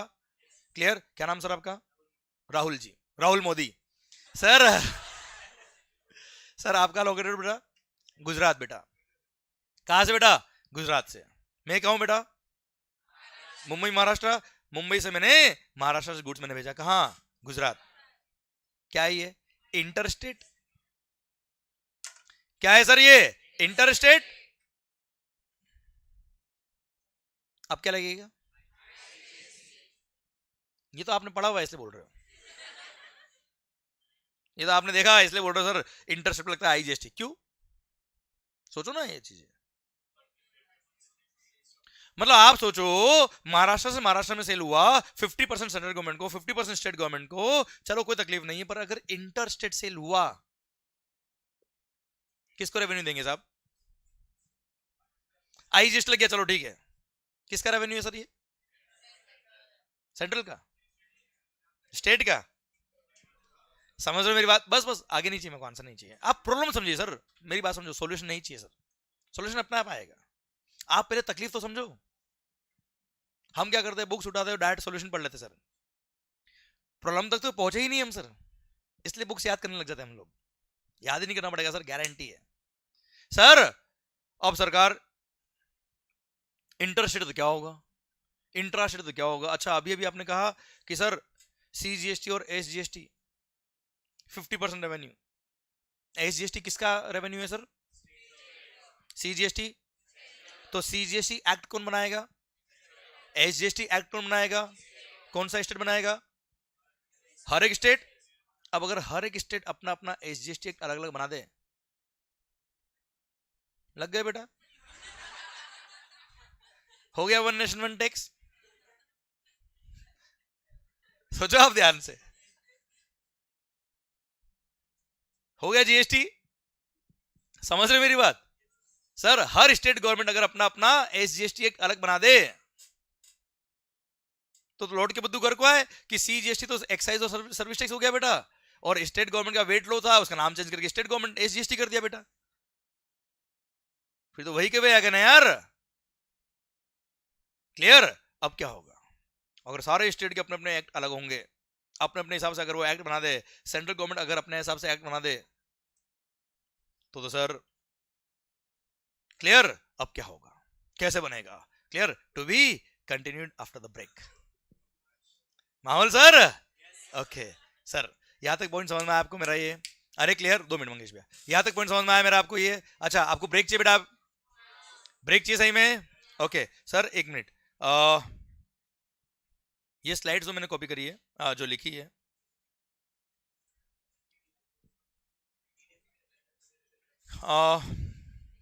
इसका पीडीएफ डेली बेस पे तो बहुत सारे नोट्स हो जाएंगे फिर तो, डे वाइज। फिर कभी मेरे को वो डे का चाहिए तो चलो एक बार तो जो एक बार वीडियो क्लास में है वो तो आप एक बार इसका क्लिक कर लो स्लाइड्स का, और आप लोग के लिए देखते क्या कर सकते हैं अपने।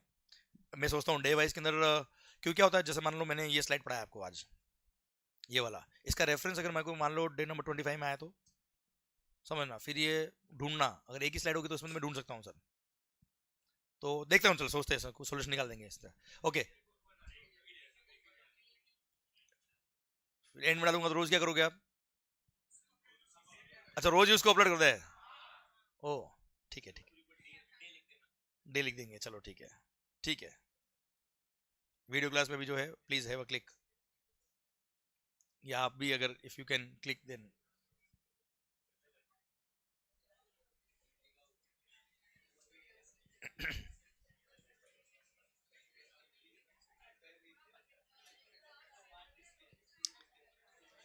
अच्छा, समझ में आया आपको पॉइंट? पक्का? गुड।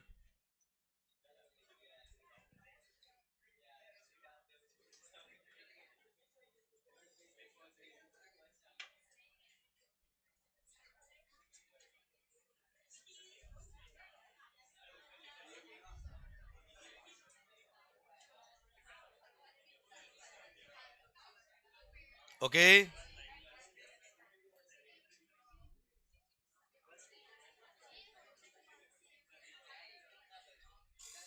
Okay, done. चलिए सरकार, मिलते हैं ब्रेक के बाद। माहौल